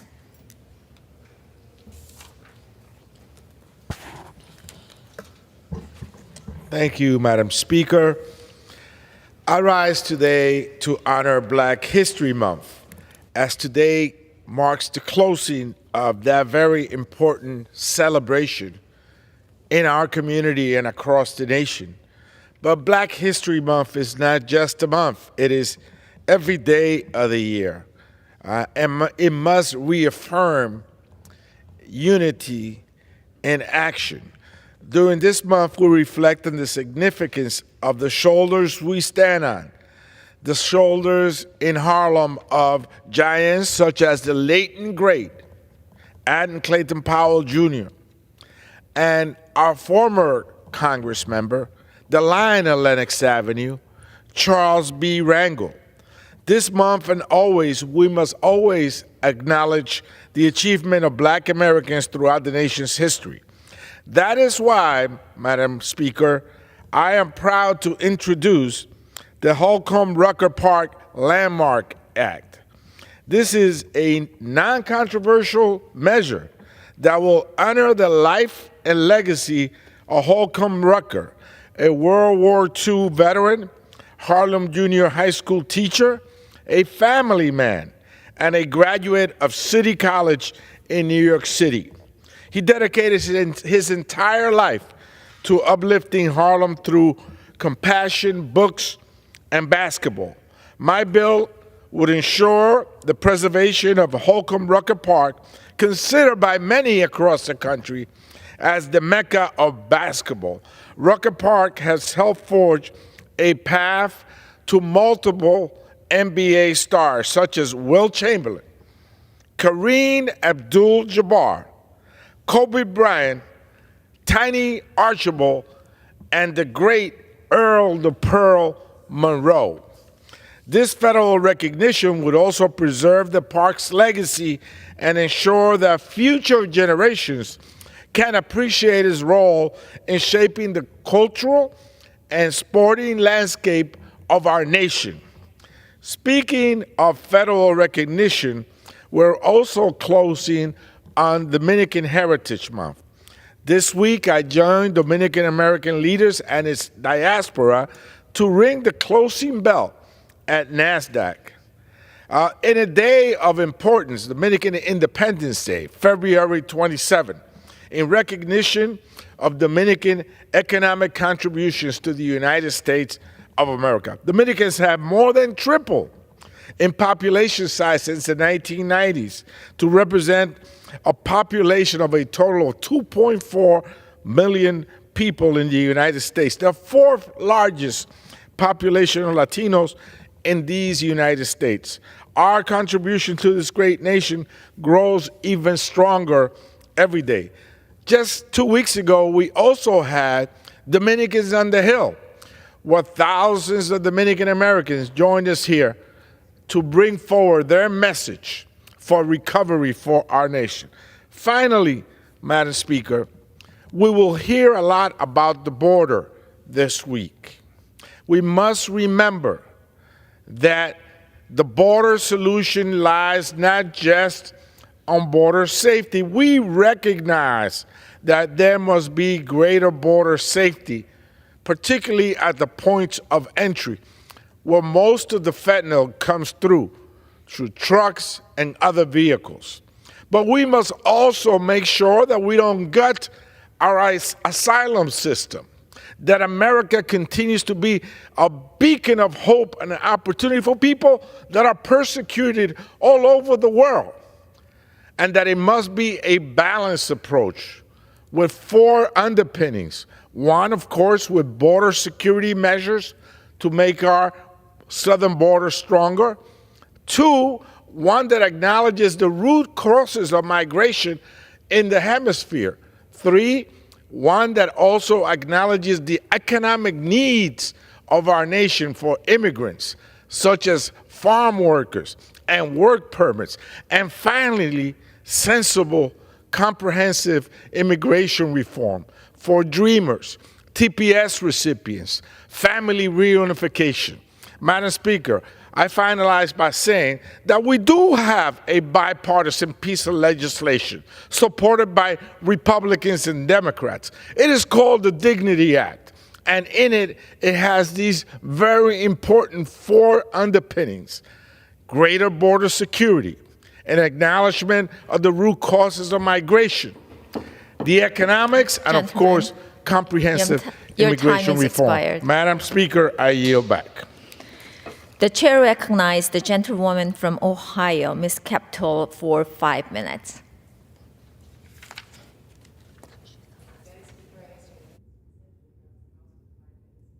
Objection.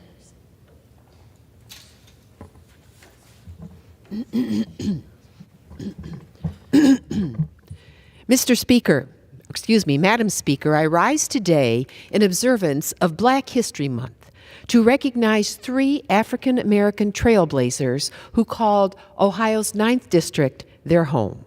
These Ohioans overcame systemic barriers, inspiring others to strive for equality and justice for all, and they helped our region develop new horizons for the nation.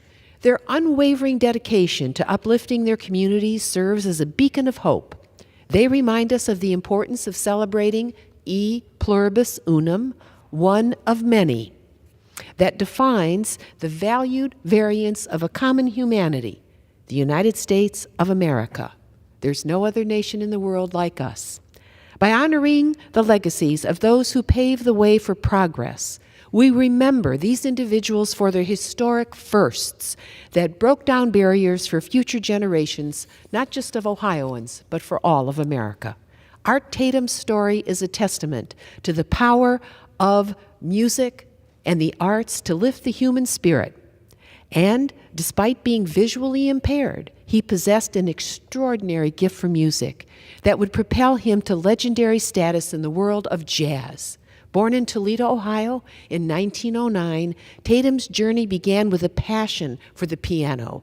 Entirely self-taught, by the age of 19, he was already making waves in the jazz world, captivating audiences with his unparalleled virtuosity. His performance in venues across Northwest Ohio attracted the attention of fellow musicians, and Tatum's playing style was characterized by its astonishing speed, precision, and complexity. His mastery of the piano pushed the boundaries of what was thought possible in technique and expression. The smallest perceptible time unit in music, which is called the Tatum, is named after him to commemorate his achievement. His influence extended far beyond the confines of jazz, shaping the very language of music itself and the character of our country. His name has become synonymous with excellence in jazz piano, and his impact on the genre continues to inspire future generations of musicians. Linda Jefferson, her journey as a trailblazer in women's sports is not only remarkable, but also deeply intertwined with the history of Northwest Ohio. Her early involvement in sports showcased her natural talent and dedication as well as her passion for competition. However, it was her decision to join the Toledo Troopers, a professional women's football team, that propelled her into the spotlight. Responding to an advertisement in hometown newspaper, the Toledo Blade, Linda seized the opportunity to become a part of something groundbreaking, professional women's football. The Toledo Troopers, with Linda among their ranks, became dominant throughout the 1970s, and their unparalleled success not only brought glory to Toledo, but also shadowed stereotypes about women in sports. In 1975, Jefferson's exceptional achievements were honored when she graced the cover of Women's Sports magazine as Women Athlete of the Year, a well-deserved recognition of her talent and dedication. Her legacy extends far beyond her accomplishments on the field, leaving an indelible mark on the history of Toledo and the world of women in sports as a whole. And then finally, Tony L. Bonner. His journey from his childhood in Sandusky, Ohio, to a trailblazing figure in the city's civil service and community activist is remarkable. Foreshadowing his commitment that would later extend to his local community, his decision to join the Air Force reflects his sense of duty and country over self. Returning to Sandusky after his military service, Bonner became the city's first black firefighter in 1971. In this role, he not only served his community in times of emergency, but took on the responsibility of fostering diversity within the fire department as its recruitment coordinator.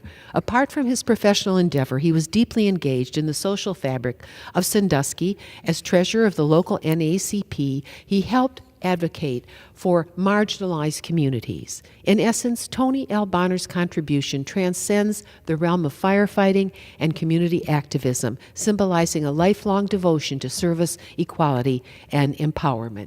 As Black History Month draws to a close, it is important to celebrate the path-breaking individuals who have made significant impacts on our communities from coast to coast. They faced discrimination and they rose above that. They made and built a better nation. Ohio's 9th District proudly celebrates and acknowledges Mr. Tatum, Ms. Jefferson, and Mr. Bonner as history makers for America who call our district home. Thank you, Madam Speaker. I yield back. Pursuant to Clause 12A of Rule 1, the Chair declares the House in recess until noon today.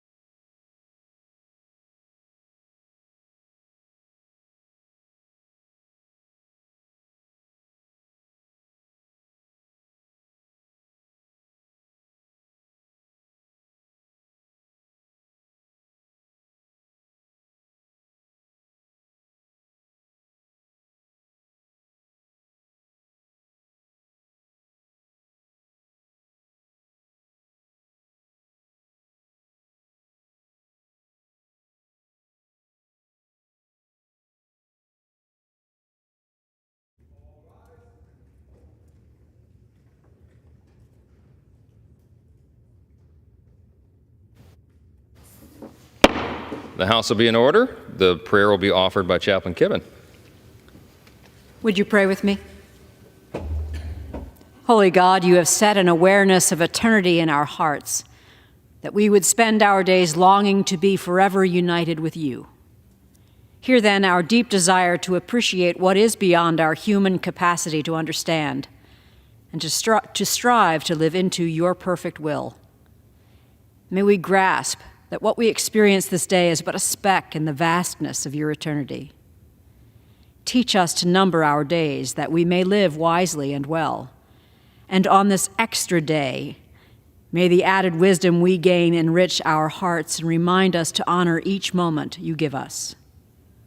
Grant us the strength to be careful how we live, not wasting our time on useless work, the barren pursuit of busyness, but may we make the most of every opportunity and the best of this bonus day. In your eternal name we pray. Amen. Amen. The chair has examined the journal of the last day's proceedings and announces to the House thereof the approval. Pursuant to Clause 1 of Rule 1, the journal stands approved. The Pledge of Allegiance will be led by the gentlewoman from Arizona, Ms. Lesko. Pledge of Allegiance. I pledge allegiance to the flag of the United States of America and to the republic for which it stands, one nation under God, indivisible, with liberty and justice for all. The chair will entertain up to 15 requests for 1-minute speeches on each side of the aisle. What purposes does the gentleman from Minnesota seek recognition? Without objection. Mr. Speaker, I rise today in memory of Paul Elmstrand. Paul, an officer with the Burnsville Police Department, was killed earlier this month in the line of duty alongside Officer Matthew Ruge and firefighter paramedic Adam Finseth. Paul lived in Chaska, but his story began in Isanti County. As senior class president and a member of the Law Enforcement Club, he impressed his classmates with his strong character of ethical integrity, his generosity, and his sense of humor. Among those classmates was his wife, Cindy, who he met in kindergarten and began dating in high school. Together, they shared 2 children, a 2-year-old and a 5-month-old. At 27 years old, his life was cut tragically short. Paul, Matthew, and Adam were killed trying to save 7 children barricaded in a Burnsville home with an armed man, an act of heroism and sacrifice beyond measure. We were privileged to have Paul as a member of our community and as a neighbor and a friend. To Cindy and his children and all who loved him, Paul will never be forgotten, nor will Matthew or Adam. I yield back. Gentleman yields back. For purposes, gentleman from Massachusetts seek recognition. Without objection, gentleman is recognized for 1 minute. Mr. Speaker, as we work on FY24 appropriation bills, I rise to highlight federal investments that are improving food security in my home state of Massachusetts. This month, the Massachusetts Department of Agricultural Resources distributed over $7 million in federal funding to local anti-hunger programs like Growing Places in Leominster, the Amherst and Northampton Survival Centers, and Grow Food Northampton. As a part of this distribution, MDAR is awarding additional state-funded grants to organizations like Together We Eat in my hometown of Worcester to teach kids how to grow food using repurposed shipping containers, and to Just Roots, an incredible nonprofit community farm in Greenfield. I am grateful to the Healy-Driscoll administration, Agriculture Commissioner Randall, and Deputy Commissioner Pitkoff for prioritizing food security in the Bay State. I'm proud to advocate for robust funding for these grant programs, which are an example of how leveraging federal and state dollars can support innovative work to improve food security. I urge my colleagues to join me so that we can continue fighting to end hunger now. I yield back. Gentleman yields back. For purposes, gentleman from Tennessee seek recognition. Unanimous consent to address the House for 1 minute and to revise and extend my remarks. Without objection, gentleman is recognized for 1 minute. Mr. Speaker, last summer, the Supreme Court of the United States ruled against President Biden's student loan handout plan, totaling more than $400 billion. The High Court determined that taking on that kind of debt spending that much money must be approved by Congress. Despite this, we've seen the administration abuse whatever regulatory lever it can find, every executive action they can think up, to do it anyway. Unfortunately, it's working.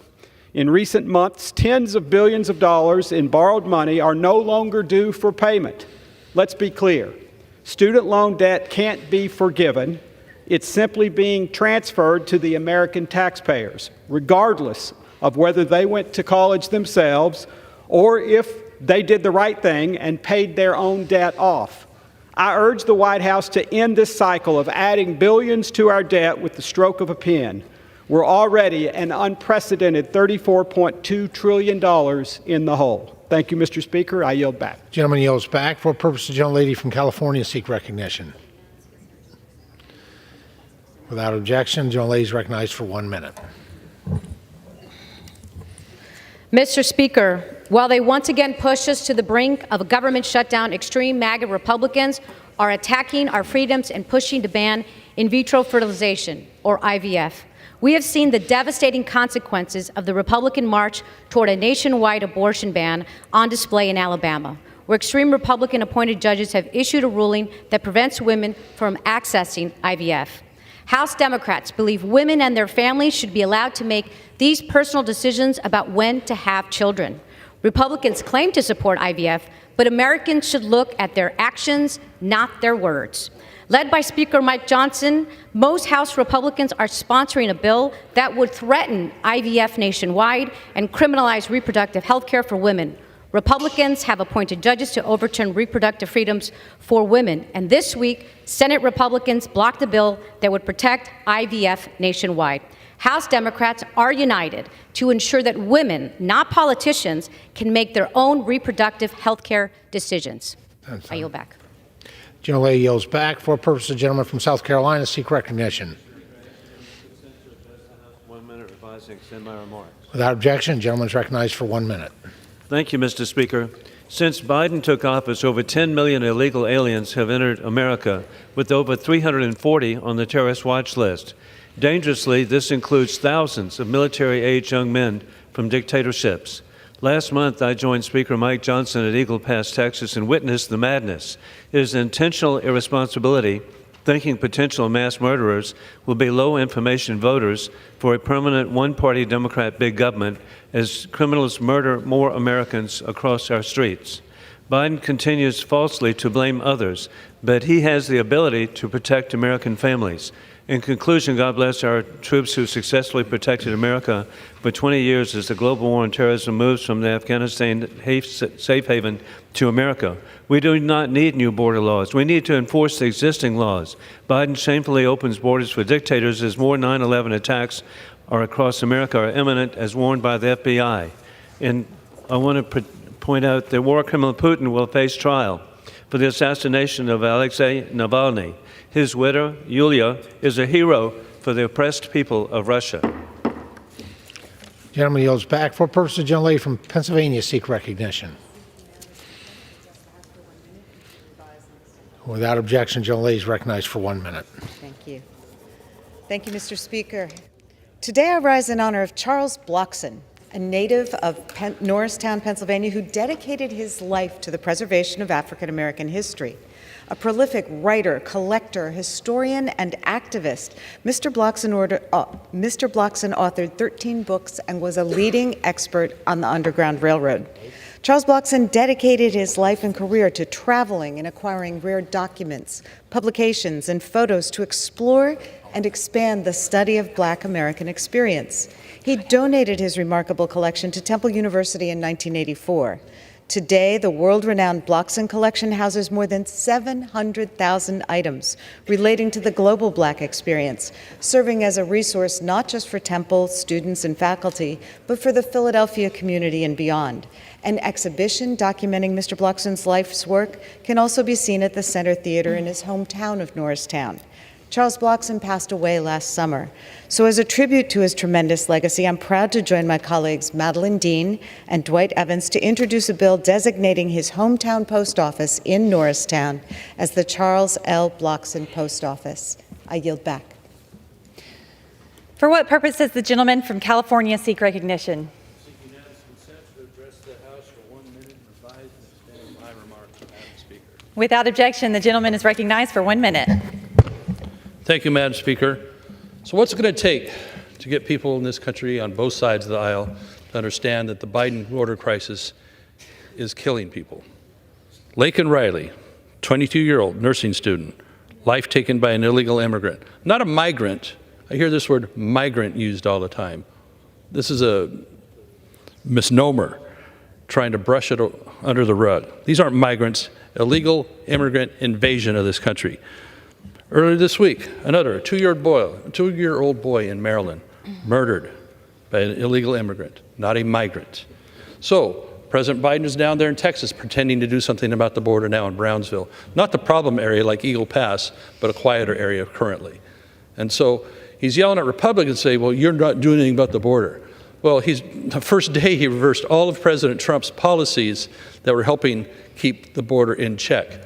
Like all these 8 items on this list, he could do by executive action. He could sign a pen and do a legal constitutional executive action immediately. Instead, he wants to blame Republicans or somebody else for the policies he invoked on day 1 that have put us where we are. So instead, he wants to sue the state of Texas because they see their state as being invaded, and they have laws at the state level to stop invasions. He's suing them to get rid of their razor wire measures along the border. What a joke. I yield back. For what purpose does the gentlewoman from Michigan seek recognition? Ask unanimous consent to address the House floor for 1 minute, revise and extend my remarks. Without objection, the gentlewoman is recognized for 1 minute. Madam Speaker, I rise today to celebrate the birthday of a beloved constituent, Blanche Vanderbent, who turned 100 years old this month. Blanche Vanderbent's life has been one of service to God, to her family, and to others. Blanche is a distinguished matriarch, a mother, a grandmother, and a great-grandmother. She has a servant's heart and has spent countless hours volunteering at schools and food programs throughout West Michigan. Blanche's commitment to service didn't just stop in West Michigan, though, as she and her husband volunteered throughout their life in disaster relief efforts all across the country, lending a hand to those whose lives had been upended. Blanche defines what it means to put her faith into action, and I couldn't be more thrilled to celebrate her today. A very happy birthday, Blanche. Thank you, and I yield back. For what purpose does the gentlewoman from Arizona seek recognition?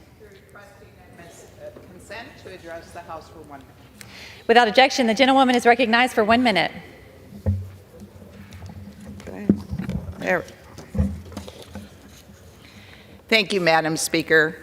I rise today to pay tribute to a remarkable Arizonan whose passion for Arizona's education has left a lasting impact that will be felt for years to come. Thanks to Dr. Peter Pengarelli, thousands of young Arizonans were able to receive a high-quality education, cultivating their skills in order to achieve their goals. As a member of the West MEC Governing Board and a professor at Grand Canyon University, Dr. Pengarelli was deeply passionate about education in Arizona. Dr. Pengarelli's impact on education in Arizona cannot be overstated. He was a great friend, father, loving husband to State Representative Beverly Pengarelli, energetic educator, and valued community member. He will be dearly missed by everyone who had the privilege to know him. And I yield back. For what purpose does the gentlewoman from the Virgin Islands seek recognition? I ask unanimous consent to address the House for 1 minute and to revise and extend my remarks. Without objection, the gentlewoman is recognized for 1 minute.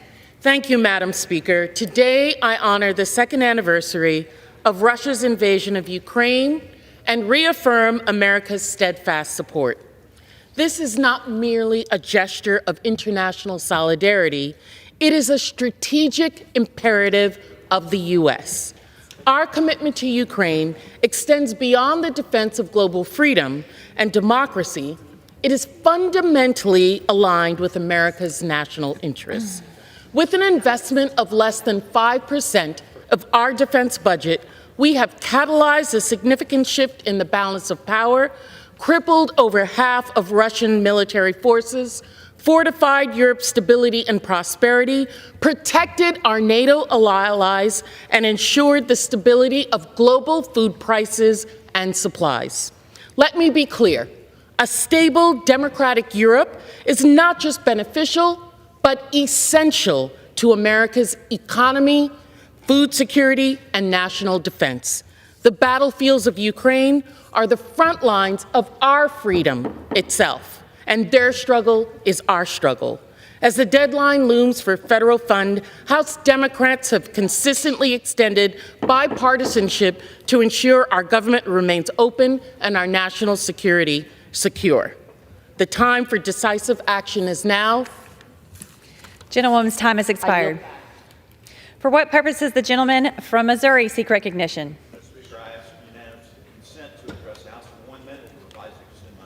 Without objection, the gentleman is recognized for 1 minute.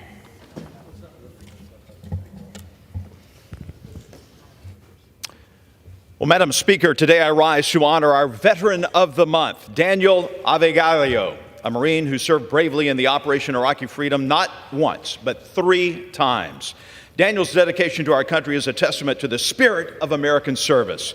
From Pettis County, Daniel has not only served his country in uniform, but continues to serve by guiding fellow veterans in their life after the military. His commitment shines through his work with the Sedalia Military Advisory Committee and his educational leadership as a George W. Bush Presidential Center Scholar. Today, he furthers his impact with Western Governors University, helping military members transition to civilian life. Daniel represents the best of us, the best of America. His sacrifice and ongoing commitment to his fellow servicemen and women exemplify the enduring American values of loyalty, service, and community. Thank you, Daniel, and thank you, Madam Speaker. I yield back. For what purpose does the gentleman from North Carolina seek recognition? Madam Speaker, I ask for unanimous consent to address the House for 1 minute to revise and extend. Without objection, the gentleman is recognized for 1 minute. Madam Speaker, breaking news. An East Carolina University baseball player was involved in a boating accident. As communities across eastern North Carolina watched, cheering on Parker Byrd, 22 surgeries over 45 days. He survived, but Parker lost his right leg. Our community not only cheered for Parker, but we joined his family in praying for him. And yes, the Lord answers prayers. Madam Speaker, on February 16th, another news flash, Parker Byrd, number 16, returned to the baseball field. And he stood in the batter's box at the season opener. And he became the first ever Division I baseball player to play with a prosthetic leg.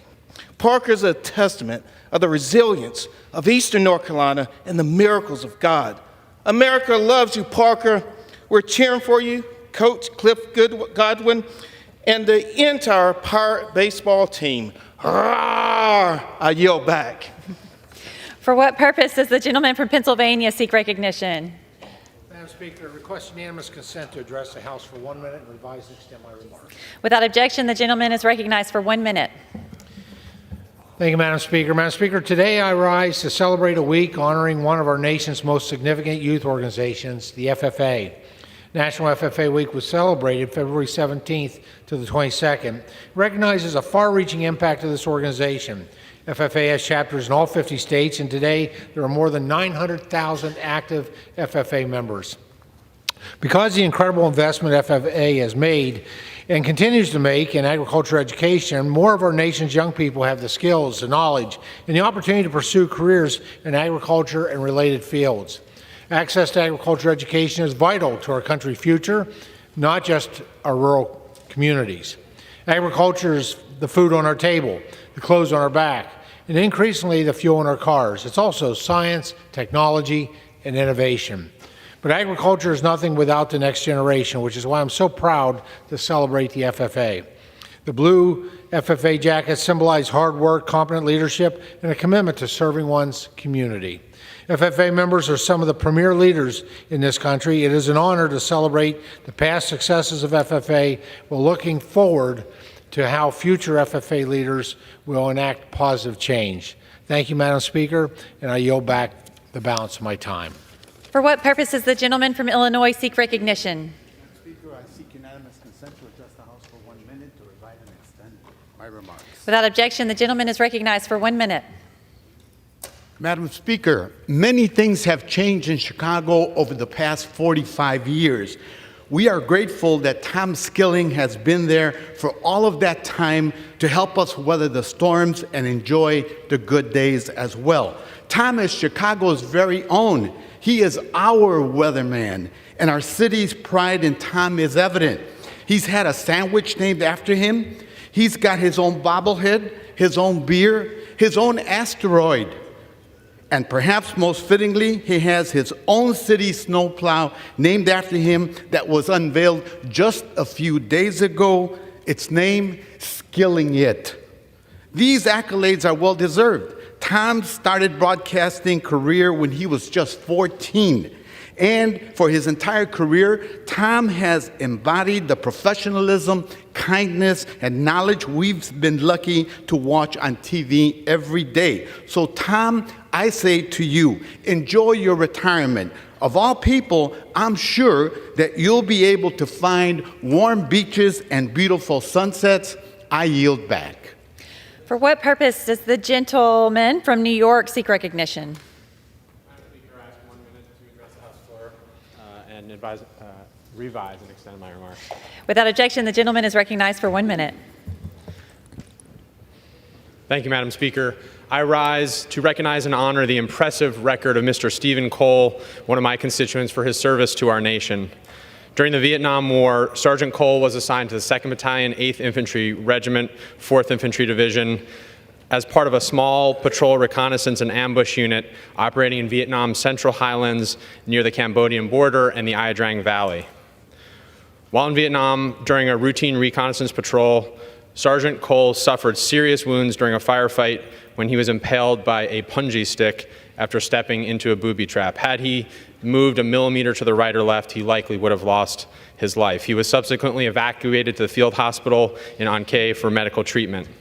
For his service there and heroism, Sergeant Cole was awarded the Bronze Star for his heroic achievement, heroic service, and meritorious actions, in addition to the Purple Heart for the wounds he received in action on July 14th, 1970. Sergeant Cole received numerous other awards for his service, including the Army Commendation Medal, Vietnam Service Medal with Bronze Star attachments, the Combat Infantryman's Badge, and the Republic of Vietnam Campaign Ribbon. All these awards speak to the true grit and service of Mr. Cole. I had the honor to present him with these awards myself and his family, Madam Speaker. It was a powerful moment in recognition of his service to thank him on behalf of our entire nation and all of our Vietnam veterans for their heroism and service. So it is my honor to recognize him here today in front of all my fellow Americans. Thank you, Madam Speaker, and I yield back. For what purpose does the gentlewoman from Nevada seek recognition? Madam Speaker, I seek unanimous consent to address the chamber for 1 minute. Without objection, the gentlewoman is recognized for 1 minute. Thank you, Madam Speaker. Today, in honor of Black History Month, I rise to recognize Clay T. White, Director of the Oral History Research Center at the University of Nevada, Las Vegas. Clay T. has spent the last 20 years developing an extensive knowledge of the city's histories and its people with an expertise on African Americans. She studied and documented the role of Black performers in desegregating Las Vegas, expanding worker rights, and the continued fight for equality. But her positive impact on our community doesn't end there. She is the founder of the Las Vegas Black Historical Society, a hub for those to learn more about the Valley's Black community. She's held numerous leadership roles at the University of Nevada, Las Vegas, and she is past president of the Southwest Oral History Association. Thank you, Clady, for all you do and for all you have done to lift up and preserve the rich history of African Americans in Las Vegas. And with that, I yield. For what purpose does the gentlewoman from Florida seek recognition?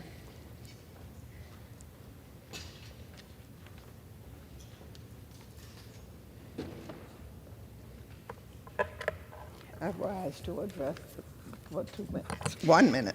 Without objection, the gentlewoman is recognized for 1 minute.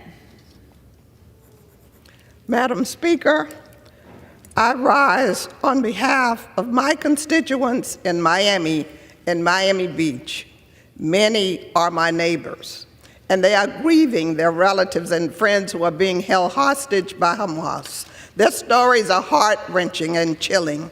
The suffering is immense, and the grief of not knowing, not seeing, not hearing from their loved ones is torture. Many of you will remember my hard-fought battle against Boko Haram and my many trips to Nigeria on behalf of the Nigerian schoolgirls.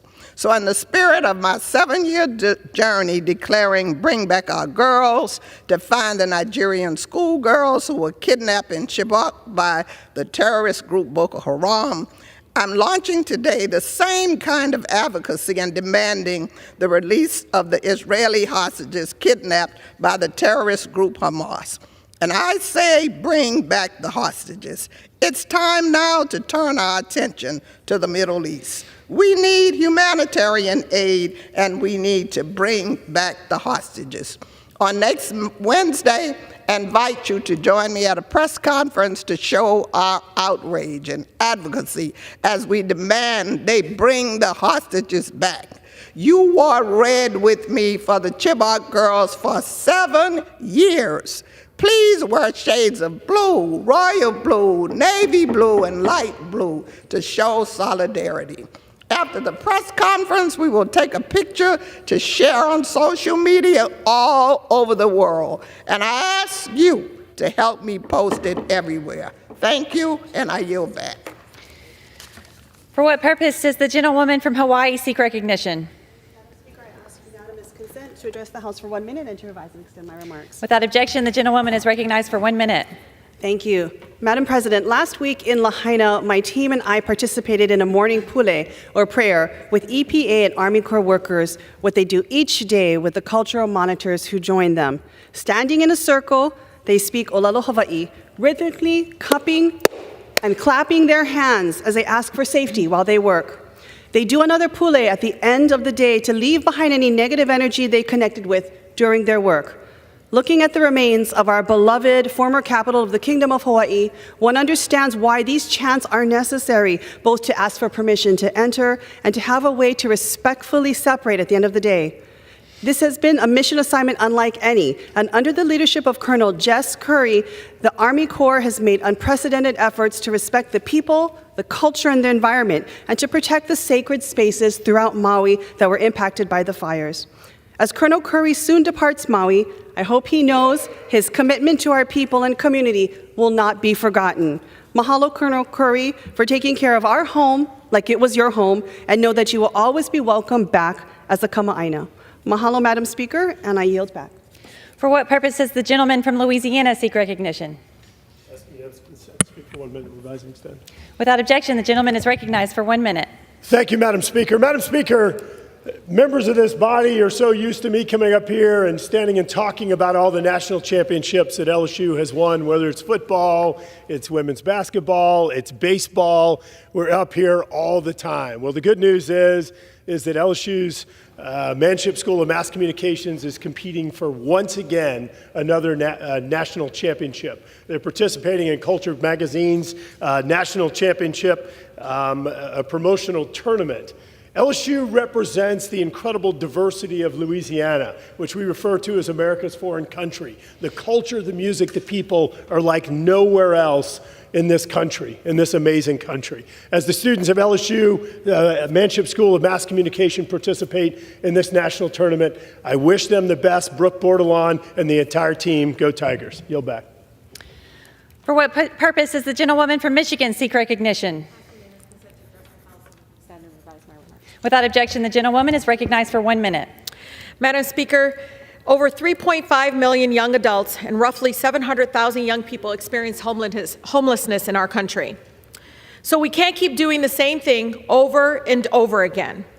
So together with many of our youth experiencing homelessness, we worked on a bill together called the Youth Homelessness Guaranteed Income Pilot Program Act.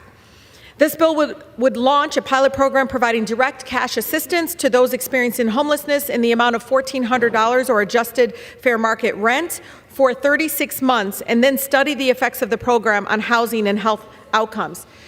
This week, we received an email from someone that said, quote, when I was 17, I was convinced to leave home and family to go and live in Texas. I had $400 in my bank account and a car that broke down every month.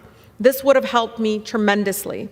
So I think, again, it's important as we come together to try to end homelessness crisis in our country that we listen to the people being directly impacted. I urge my colleagues to join me in supporting this pilot program while respecting, again, the dignity of unhoused young people by co-sponsoring the bill.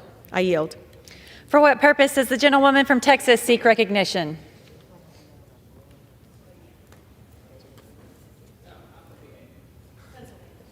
Pennsylvania. House for 1 minute and to revise and extend my marks. Without objection, the gentlewoman is recognized for 1 minute.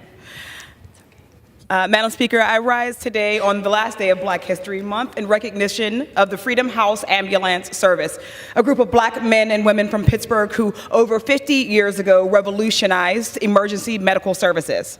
They were the first to perform tourniquets for uncontrolled bleeding, resuscitation techniques for heart attacks, and to treat breathing problems all en route.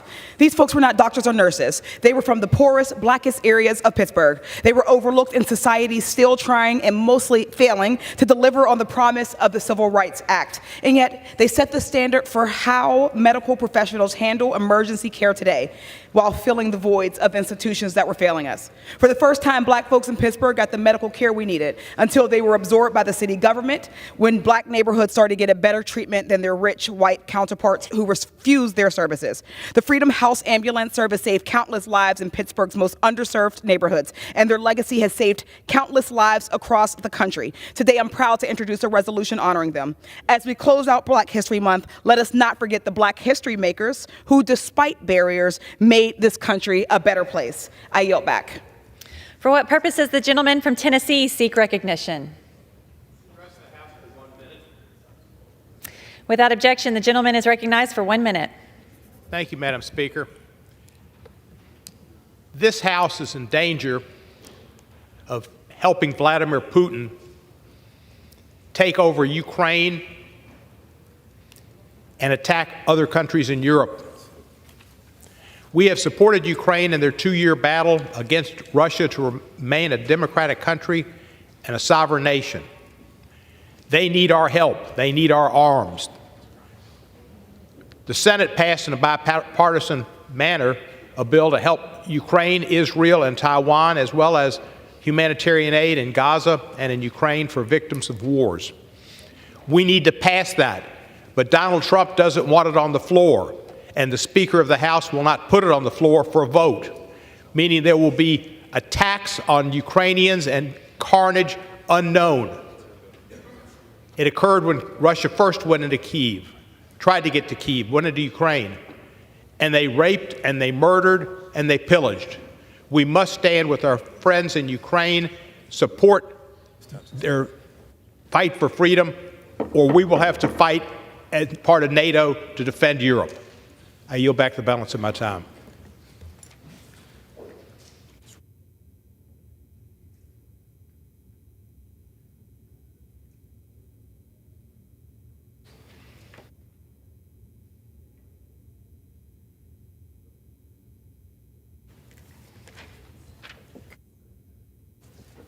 Pursuant to Clause 8 of Rule 20, the Chair will postpone further proceedings today on motions to suspend the rules on which a recorded vote or the yeas and nays are ordered, or votes objected to under Clause 6 of Rule 20. The House will resume proceedings on postponed questions at a later time.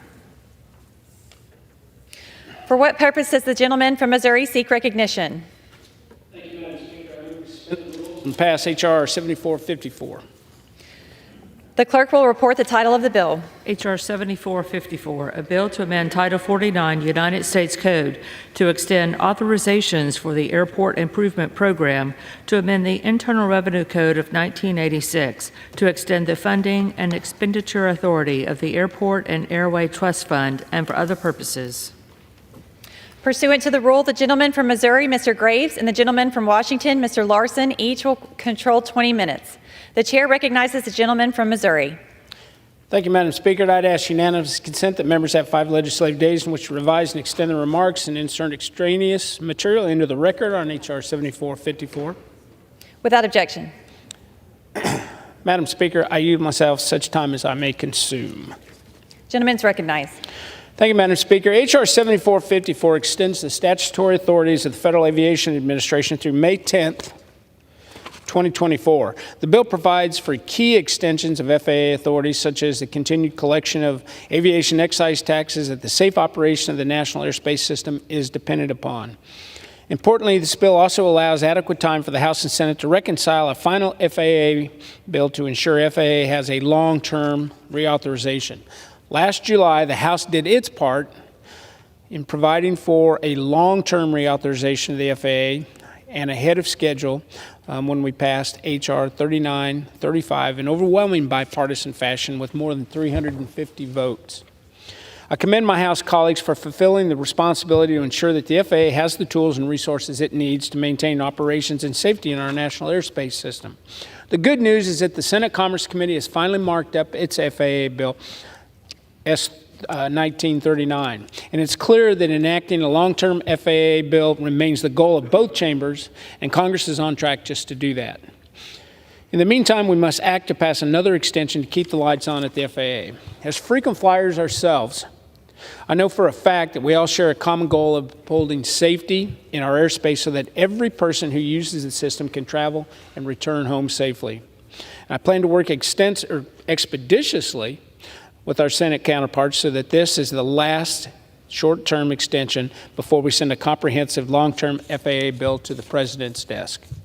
Failure to enact this extension is going to jeopardize aviation safety and will directly and immediately increase our national debt by more than $50 million a day. I encourage all members to support this bill so that we can maintain safety in the national airspace system while we continue to work towards enacting a long-term reauthorization. Madam Speaker, I urge support for this legislation, and before I reserve, I also want to take just a moment to recognize one of our aviation subcommittee staffers, Christopher Sin. Where's Chris? He's going to be leaving the committee this week, and I want to thank you for your service to our country as a veteran, a Marine veteran, by the way, and your work and assistance with the committee, especially when it comes to FAA matters. So thanks, Chris, for doing that. And with that, Madam Speaker, I would reserve the balance. Gentleman reserves. Gentleman from Washington is recognized. Thank you, Madam Speaker. I rise in support of H.R. 7454, which extends the authorization of the FAA and its related authorities for another 2 months. Back in July, the House engaged in a thorough and collaborative process to pass the Securing Growth and Robust Leadership in American Aviation Act. This bipartisan bill, which passed by an overwhelming 351 to 69 vote, will protect the safety of the flying public and ensure the future of U.S. aviation. Though I'm pleased we're moving closer to passing a longer-term bill, we will not be done before the current authorization expires on March 8th. We need more time for negotiations between the House and Senate to reconcile the two bills and produce a final comprehensive bill. But I want to assure members that Chair Graves and I will continue to fight for House priorities in the final bill to ensure that House members' voices are heard while we address long-standing issues in our aviation system. And I support the short-term FAA extension bill and urge my colleagues to do the same. And with that, reserve the balance of my time. Gentleman reserves. Gentleman from Missouri is recognized. Thank you, Madam Speaker. At this time, I'd yield 5 minutes to the gentleman from Louisiana, Mr. Graves, who is also the Aviation Subcommittee Chairman. Gentleman is recognized. Thank you, Mr. Chairman. Mr. Chairman, I want to add my voice of strong support to this legislation. Look, there's no question what we've seen in the aviation industry, these near misses, these runway incursions, safety issues all across the aviation system. As both Ranking Member Larson and Chairman Graves noted, the House did its business. We came together on a bipartisan basis and passed legislation in July by a vote of 351 to 69. That legislation addresses everything from general aviation, a topic that I know our chairman cares much about and knows a lot about, to topics like new entrants, new aviation technologies. It focuses on safety, and it ensures, Madam Speaker, that this entire legislation focuses ultimately on the passenger experience, making sure that air travelers from all across the United States have a great experience with new technology whenever they enter the airports, whenever they enter the airplanes. But none of those benefits are going to be realized unless and until we pass a long-term authorization bill. This is the last temporary extension we're going to do. This is a clean extension until May 10th. If we don't do this, it will cause the federal government to incur debt because we won't be able to collect the user fees that go along with aviation travel. So it is absolutely critical that this clean extension, clean bipartisan extension, be enacted. It is absolutely critical that we stay on track with bipartisan, bicameral negotiations on the FAA bill, now that the Senate has finally, and I commend them, passed this bill out of the Commerce, Senate, and Transportation Committee in the United States Senate. I want to thank Chairman Graves for his leadership, Ranking Member Larson, and my friend Steve Cohen for working together on this to make sure that we can continue a united front and, again, realize all these gains in the aviation sector as a result of the House aviation bill. I also want to add my regret to the loss of Chris Sen to the aviation subcommittee. He's over-credentialed, over-educated, and often awes us with his knowledge on drones and other technology. Going to be a big loss to the committee, but I appreciate his service. Yield back. Reserve. Gentleman reserves. Gentleman from Washington is recognized. Thank you. I'd like to yield 2 minutes to the representative from Tennessee and the ranking member of the Aviation Subcommittee, Mr. Cohen. Gentleman is recognized. Thank you very much. I appreciate the time, and thank you, Madam Speaker. I just rise in support of this extension of the FAA. We need to pass this reauthorization, and to do so, we need a little more time. This will be the third extension we've asked for, and it's necessary to have this extension for 2 months to be able to reconcile the House and Senate bills. The Senate wasn't as expeditious as the House was in getting their bill passed, but they finally did, and they got it out of committee. But we still have to reconcile some provisions. I think everybody's read about the near tragedies, near contacts of airplanes flying at airports. And that's because the air traffic controllers need more help. They need more air traffic controllers. They need a more diverse group of folks. They will give them more people to choose from and to be trained. And so we need to have more air traffic controllers. We need to pay them more money. And we need to have some improvements on airports and air traffic and towers that will only happen if we can get this FAA reauthorization bill passed. There are consumer issues that are important, and they're included in the bill, and disability issues, which are in the bill. And we just attended a press announcement where Secretary Buttigieg is implementing many of the mobility issues by executive order and rulemaking. And then, so the rulemaking is going to take place soon. A lot of improvements in air traffic and air safety, but without the reauthorization bill passing, they won't happen. So we need to have this extension. It's unfortunate, but the Senate took a long time. We'll work it out and get it done. And I appreciate my ranking member on the committee and Chairman Graves and Chairman Graves-Garrett on the Aviation Subcommittee. Thank you, and I yield back the balance of my time. Reserve. Gentleman reserves. Gentleman from Missouri is recognized. Thank you, Madam Speaker. At this time, I would yield 3 minutes to the Chairman of the Natural Resources Full Committee, the gentleman from Arkansas, Mr. Westerman. Gentleman is recognized. Thank you, Madam Speaker, and thank you, Chairman Graves, for yielding and for your leadership on the FAA reauthorization bill and on the committee as a whole. And again, this summer, under the leadership of Chairman Graves, Ranking Member Larson, Aviation Subcommittee Chairman Garrett Graves, and Subcommittee Ranking Member Cohen, the Transportation and Infrastructure Committee did our job. We crafted a strong and bipartisan reauthorization of the Federal Aviation Administration. It passed unanimously through committee and with overwhelming bipartisan support on this very floor. The Securing Growth and Robust Leadership in American Aviation Act is a comprehensive, common-sense bill that members of this chamber can be proud of. The historic legislation ensures that we continue to improve safety, encourage innovation, and ensure that the United States remains the gold standard in aviation. However, since its passage, as has been mentioned 7 months ago, we've had to vote on 2 extensions for the FAA reauthorization, and now we're facing a vote on a third because of the Senate's inaction on this important legislation. Aviation safety impacts every single American, and each day that goes by without Senate passage and the President's signature, the enactment of key safety measures and improved framework for innovation is delayed. During the development of this bill, we all worked hard in good faith for good policy. I worked for safety provisions that will directly benefit airports in my district, in El Dorado, Hot Springs, Texarkana, and Mena, such as requiring that the FAA implement tower marking rules that protect the general aviation community, especially agricultural aircraft, and ensuring that planes going in and out of the Mena Airport have stable radio communication.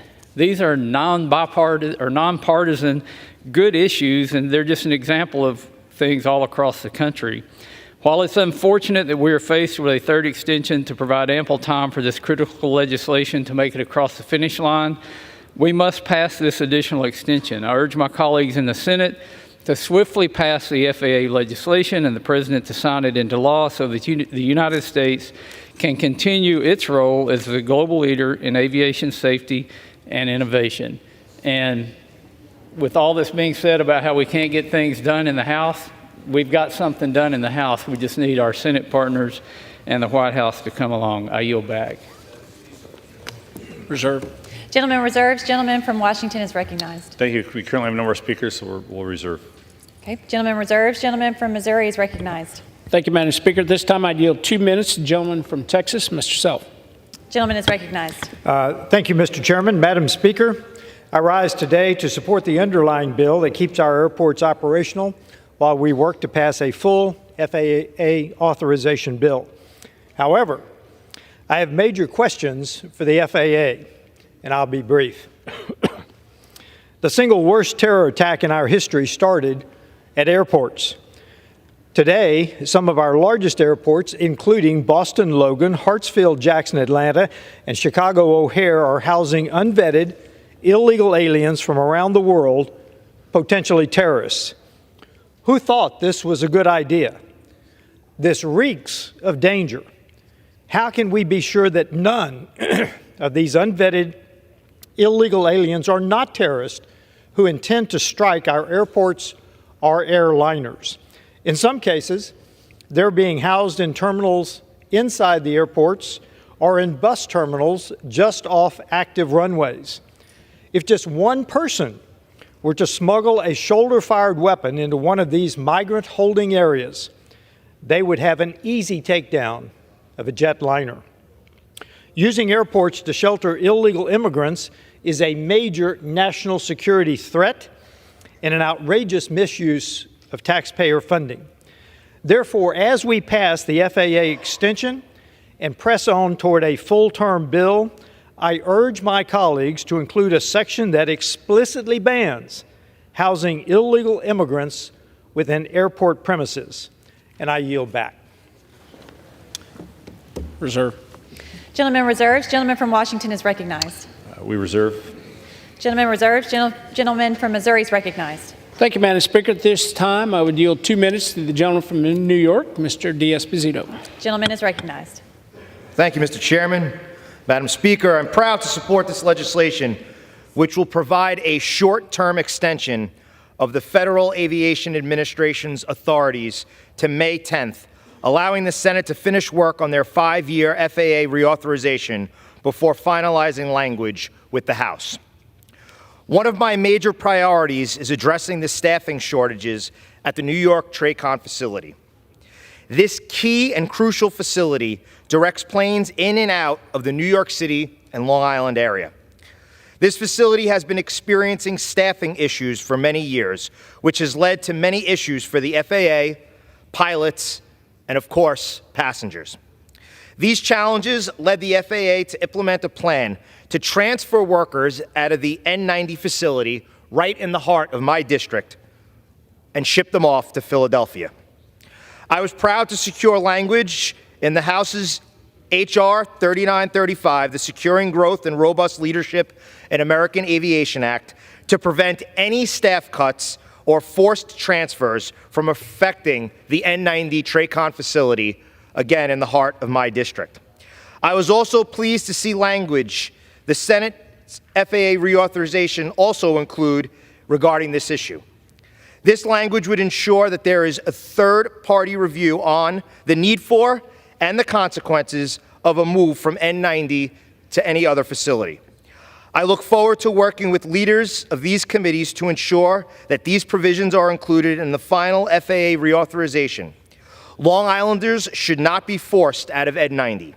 I will continue to fight for these staffing protections. I will continue to fight for Long Island, and I'll continue to fight for the Empire State. Mr. Chairman, thank you. Madam Speaker, I yield back. I don't have any more speakers, Madam Speaker, so I will reserve at this point. Gentleman reserves. Gentleman from Washington is recognized. Thank you, Madam Speaker. I would encourage all colleagues to vote yes on this extension, and we'll get a bill by May 10th, and we can all vote yes on that one as well. But with that, I'll yield back the balance of my time. The gentleman yields back. The gentleman from Missouri is recognized. Thank you, Madam Speaker. I would urge as well all members to support this bill. This is a must-pass bill so we can keep our aviation system operating safely. H.R. 7454 provides for a clean extension of FAA authorities. It does not include any policy riders. Failure to extend the FAA's authorities is going to cost the federal government more than $50 million a day in lost revenues. A lapse in authorities would also prohibit the FAA from making new obligations from the Aviation Trust Fund to fund the FAA's important safety, operational, and research functions. Enacting a long-term and comprehensive FAA bill is the goal of both the House and the Senate, and I remain committed to doing just that so Congress can deliver certainty to the aviation industry and to the FAA. Madam Speaker, I'd urge support for this bill, and with that, I yield back the balance of my time. The gentleman yields back. The question is, will the House suspend the rules and pass the bill H.R. 7463? Those in favor say aye. Aye. Those opposed, no.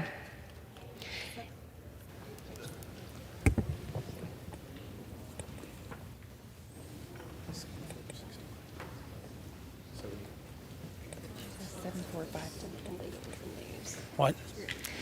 The question is, will the House suspend the rules and pass the bill H.R. 7454? Those in favor say aye. Those opposed, no. Madam in the Speaker, opinion of the chair, 2/3 being in the affirmative. I would request the yeas and nays. The yeas and nays are requested. All those in favor of taking this vote by the yeas and nays will rise and remain standing until counted.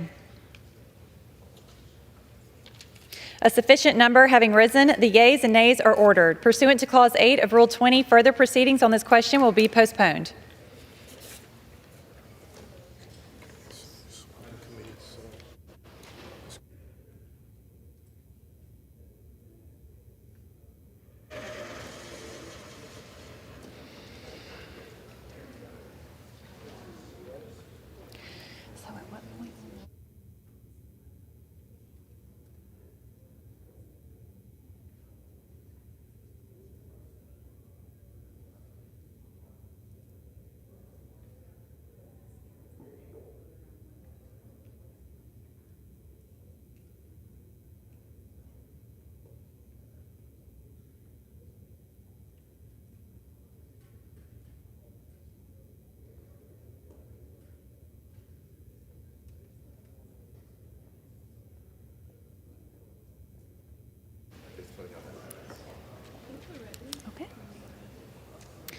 For what purpose does the gentlewoman from Texas seek recognition?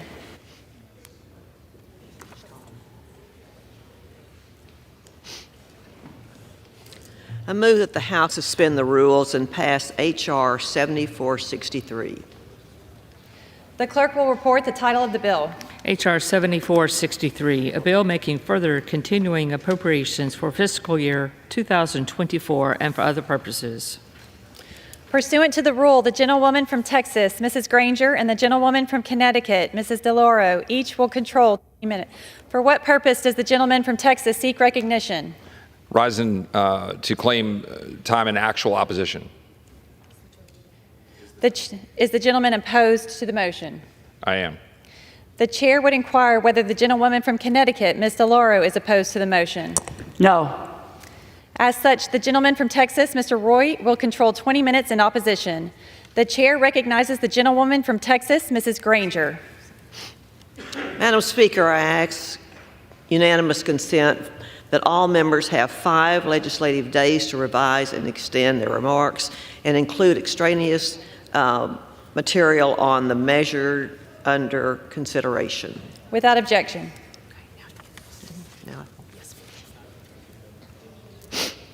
Madam Speaker, I rise today in support of this short-term continuing resolution. This bill extends government funding until March 8th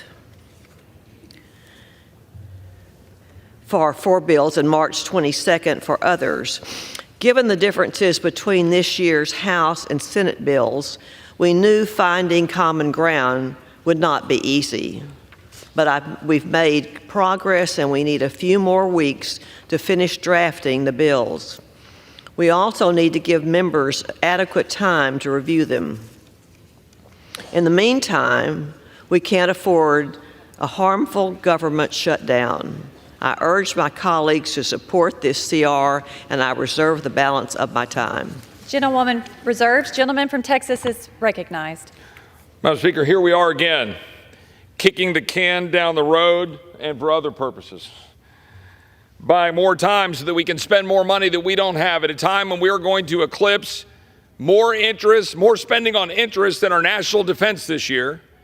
And by 2026, we're going to be spending $1 trillion on interest. We're going to continue to spend monies at the Nancy Pelosi spending level of an omnibus bill that Republicans roundly oppose. That is what is happening on the floor of the United States House right now. We are going to continue funding this government at Nancy Pelosi's omnibus spending level. That is a level that will continue, by the way, to fund all of the priorities we oppose.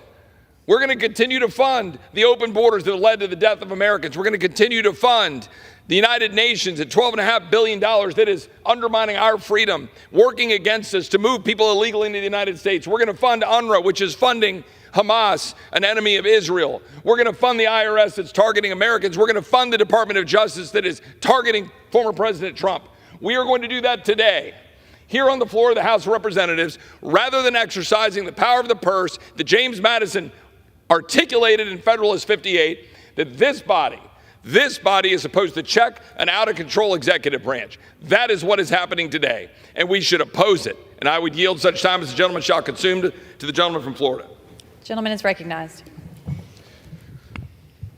Watching House Republicans is like watching a football team whose best play is the punt and the block. Now, I've tried to throw a few Hail Marys along the way, and I'm glad that we blocked the bad Langford amnesty bill, but we punted on needed FISA reforms. We blocked the McConnell supplemental for now, but we punt yet again on needed spending cuts.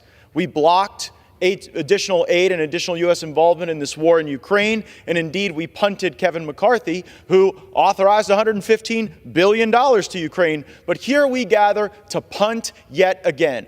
Last I checked, the Republicans actually have a majority in the House of Representatives, but you wouldn't know it if you looked at our checkbook, because we are all too willing to continue the policy choices of Joe Biden and the spending levels of Nancy Pelosi instead of showing the will and the courage to say that this woke and weaponized government has to be defanged. It has to be attacked. It has to see reductions in spending. And while many Americans have lived most of their lives not actually paying a price for the national debt because we are $34 trillion in debt, because we are on our way to $50 trillion in debt, the Americans who work hard all over this country are seeing higher gas prices, higher grocery prices, higher interest rates, and all we seem to offer is low energy and low T in the face of those mounting challenges. We ought to be rejecting this CR. We ought to pass single subject spending bills, and we ought to vote for the spending cuts that this country desperately needs. I yield back. Gentleman yields back. Reserve. Gentleman from Texas reserves.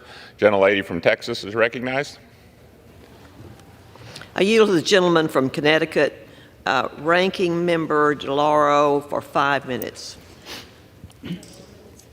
The gentlewoman is recognized for 5 minutes. Mr. Speaker, I rise in support of this continuing resolution, which will provide us with the short time that's needed to fully conclude the 2024 appropriations process. The continuing resolution keeps the government open while the appropriations committees in the House and the Senate finalize the 2024 funding bills that are in line with the agreement that has been the law since last June, reaffirmed in the top lines agreed to by Leader Schumer and Speaker Johnson earlier this year. While at the time of passing our last continuing resolution, I had hoped that we would not need this measure. We owe it to the American people to do our due diligence in reaching the end of this process. I appreciate the respectful bipartisan cooperation that took place to put forward this continuing resolution and move us closer to the finish line. There is now a shared understanding that the ultimate conclusion to the saga of 2024 funding will be in the appropriations bills that earn the support of Democrats and Republicans in the House and the Senate, bills that will likely need to pass under suspension of the rules, like the bill we are considering today. In addition to passing the 12 appropriations bills, Congress still must respond to President Biden's request for our urgent national security needs. There is no time to waste. We must quickly provide support for Ukraine in their fight against Russian tyranny. We must provide support for our Indo-Pacific and Middle East allies. And crucially, we cannot wait any longer to provide humanitarian aid for the civilians caught in the crossfire of these conflicts. Without the swift action, the legacy of this Congress will be the destruction of Ukraine, the appeasement of a dictator, and the abandonment of starving children and ailing families. We must come to a bipartisan compromise and show the American people that Congress is still able to address urgent needs, show the world that America is still unwavering as a defender of democracy wherever it is being fought for. Congress must avoid a shutdown. We must enact full-year spending bills and emergency assistance for our national security and deliver for the American people as soon as possible. To those ends, let this be our last continuing resolution. Thank you, and I yield back the balance of my time. Gentlelady yields back. Gentlelady from Texas reserves. Gentleman from Texas is recognized. Thank the Speaker. The gentlelady, it's important to note, voted against the FRA last year because, specifically noted in the gentlelady's press release, the side deals that are being put in place in this exercise that we're going to be putting forward next week in appropriations bills, those side deals were not in the law that the gentlelady just referred to. To be very clear, everyone's going to go around talking about following the deal that was cut last year under the FRA, that we're spending at a certain level. The fact is another $70 billion was added in side deals, and that's why the gentlelady opposed the FRA last year. But those side deals are a part of this agreement that is plussing up and funding the bureaucracy that is at war with the American people. That is the truth. That is the truth, no matter how much people want to gloss over it on either side of the aisle, but particularly this side of the aisle. Because this side of the aisle wants to be able to campaign on border security. And you know what? The border's not secure. And we're going to be passing a continuing resolution that continues to fund a DHS that refuses to secure the border. These Americans are dead. These Americans are dead because illegal immigrants, illegal aliens were released into the United States by this administration. Laken Riley, 1 week ago today, was alive and well, and now she's gone because somebody from Venezuela was released on mass parole in El Paso, went into the United States, went to New York, was released after assaulting somebody, moved to Athens, Georgia, and killed this young woman because of the policies of the radical progressive Democrats that my colleagues on this side of the aisle want to campaign against, but refuse to use the power of the purse to stop. James Madison gave us the power of the purse, and we should darn well use it. With that, I'm going to yield up to 3 minutes to the gentleman from Arizona. Gentleman from Arizona is recognized. I thank the gentleman. And he's exactly right. What is the legislative branch's remedy to an executive branch that refuses to follow the law? It is to remove spending. I introduced legislation I introduced legislation that said we'll fund ICE, CBP. We're going to fund TSA. We're going to fund air traffic controllers and our military personnel. And you know what? We're not going to fund anything else except for mandatories until this administration actually enforces the border. But we can't do that because there's this fear of a shutdown. You explain that to the American people.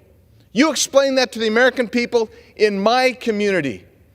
You go down there and take a look at the National Forest, where there's now a squatters camp set up, filled with people who are flowing across our border. So our leader, who said in November, we're not going to do any more short-term CRs. I had it with him. This is the third one. And you know what happens? We just keep spending money. And we keep the policies that are in place. And that means the border remains open. This country remains in danger because of this administration. But not just this administration, but because this body does not use what the founders gave us as the ultimate tool, and that is the purse strings. It is really shameful. With that, Mr. Chairman, yield back. Gentleman from Arizona yields back. Gentleman from Texas reserves. Gentlelady from Texas is recognized. I yield to the gentleman from Tennessee, the chairman of the Energy and Water Subcommittee, Mr. Fleischman, for 3 minutes.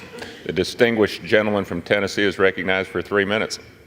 Thank you, Mr. Speaker. Mr. Speaker, Madam Chair, I wish to thank Chairman Granger and her outstanding staff, and really all the staff on the majority and minority side and in both houses. Mr. Speaker, our founding fathers gave us a great constitutional republic. And in that regard, each and every one of the members of this chamber stands for election or re-election every 2 years. I represent the people of the great state of Tennessee, East Tennessee, wonderful people, God-fearing people. They love this country, they love our history, and they are just so proud of what we are doing as a nation. I realize that other people in other parts of our country have a different ethos, have different priorities. But we are where we are. The American people gave us a very slim majority in the House, the Senate. The other party has a slim majority, and the White House is controlled by the other party. I want the American people to know, Mr. Speaker, that this negotiation has been difficult. But to close the government down at a time like this would hurt people who should not be hurt. Let me give one example. I chair, as our distinguished chair has said, the Energy and Water Subcommittee of Appropriations. As part of that, funds our great national labs and our Office of Science and so many other great things. But as a part of that, through the NNSA, the National Nuclear Security Administration, it funds our nation's nuclear arsenal. We're in a very dangerous world right now. Our adversaries are ramping up. I wish we were not on the precipice of another arms race, but I'm afraid we are. We can't close that down. We can't shut that down. And so that I can be abundantly clear, government shutdowns, and I have lived through 3, never work. They cause more harm than they do good. They cost more money. They cost the American taxpayer more money because when they revamp and start up again, basically we lose all those person hours and it just causes havoc. This continuing resolution, to be clear, is a process continuing resolution. It's just to allow these 6 bills to next week when we will actually pass a fiscal budget, which I think is the obligation of the House, the Senate, and the White House to do. We will do that. We will do that with the other bills. And I do respect my friends who are very passionate today in opposing this. But the reality is the American people want us to do our work. To do our work well, we've got to keep the government open. With that, Mr. Speaker, I yield back. Gentleman yields back. Gentlelady from Texas reserves. Gentleman from Texas is recognized. I thank the Speaker. I would note that the gentleman, for whom I have a great deal of respect, was just using a lot of the arguments that I've heard over and over again. And it's something that we've come to understand in this town is what we call the glossary.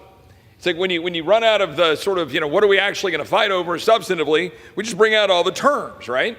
We talk about, we only have a slim majority. Well, I will remind my colleagues on this side of the aisle, the Democrats had a slim majority when they've jammed through numerous massive bills, whether it's Obamacare, whether we're talking about the Inflation Reduction Act. Yet here we sit, and we're walking away from the majority that we were given to use that majority, to use the power of the purse, to stop an executive branch that is out of control. A continuing resolution will continue to fund Biden's war on our border. And it's not just Biden, it's the radical progressive Democrats as a whole. It's a war on our well-being, a war on our security and safety. That young lady who was killed in Georgia last week, that is happening over and over again in Texas. A young cheerleader that was killed, found in a bathtub by somebody here illegally. A 2-year-old right here in Montgomery County, Maryland, outside of D.C., who was killed by someone here illegally and released. A young person in Louisiana who was raped last week in Louisiana by somebody here illegally from Honduras, released. When are we going to stop it? When is this side of the aisle going to use the power of the purse to stop it? Because I can promise you the radical progressive Democrats want it. They want open borders. We're continuing to fund a weaponized IRS, continuing to fund a weaponized Department of Justice like the DOJ that went after Mark Houck, went after Scott Smith. We're funding an EPA electric vehicle mandate. I heard my colleague talking about energy and water. What are we going to do to preserve American energy? Well, the American people suffer because our colleagues on the other side of the aisle are pursuing unicorn energy policy. EPA rules killing coal and natural gas plants, the World Health Organization, the United Nations, UNRWA, the ATF that is banning pistol braces on our Second Amendment rights, the Department of Education student loan scam, that the President of the United States went to the microphone and applauded, ignoring the United States Supreme Court. What are we going to do? Fund it. We're going to keep funding it. What about the NIH and the FDA and COVID tyranny? What about the Department of Veterans Affairs, the chief diversity officers, the abortion travel fund, taxpayer-funded sex changes, transgender surgeries? Your tax dollars are funding all of that. And we're going to continue it with a continuing resolution to do what? Buy time to cut a deal that will do what? Spend even more money, rack up even more debt to continue these policies at war with the American people. With that, I will yield 2 minutes to the gentlelady from Colorado. Gentlelady from Colorado is recognized for 2 minutes. Thank you, Mr. Speaker. Let's call a spade a spade. The Uniparty's deal to keep spending taxpayer dollars like drunken sailors is a horrible deal for the American people. It is immoral and unsustainable to continue the reckless spending in Washington, D.C. This debt is going to our children and our children's children. And the American people elected a majority that promised to cut spending and cut this out of control spending from Washington, D.C., and put an end to the Biden regime's policies that are destroying America. This bill does the opposite of what we, the majority, promised the American people. Voting for this bill is voting to fund Joe Biden's wide open border policies that killed 22-year-old Lincoln Riley last Thursday. You know, crime in Venezuela sure is going down, and that's because they are all coming through our wide open borders. Criminal, illegal aliens coming through. And voting for this bill is voting to enable the cartel who have operational control of our southern border to continue the flow of fentanyl into our communities that is killing our children and our families, our loved ones. They are a foreign terrorist organization, and they are guilty of narco-terrorism. And we need to execute our military's ability to stop them. And instead, we're funding these policies to continue. Voting for this bill is voting to continue Nancy Pelosi's spending, taxpayer-funded abortions, and Green New Deal policies. Everything we campaigned against, we won this majority on. And now we are going completely against it. We need to govern as we campaign and do what we promise the American people that we will do. That's why I have led to impeach Joe Biden for his dereliction of duty to secure the southern border. And now we must use the power of the purse and not fund a government that is allowing this against its people. I am voting no on this continuing resolution, and I urge you all to do the same. I yield back. Reserve.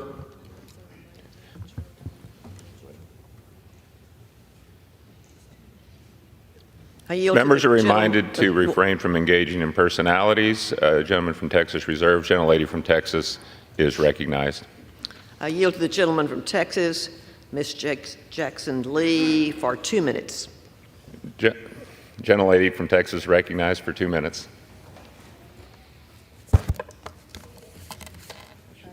$331 million Americans. Thank you, Chairwoman Granger and Ranking Member DeLauro. Those Americans are depending on us to save their lives. If we do not vote today, we will cause the loss of life.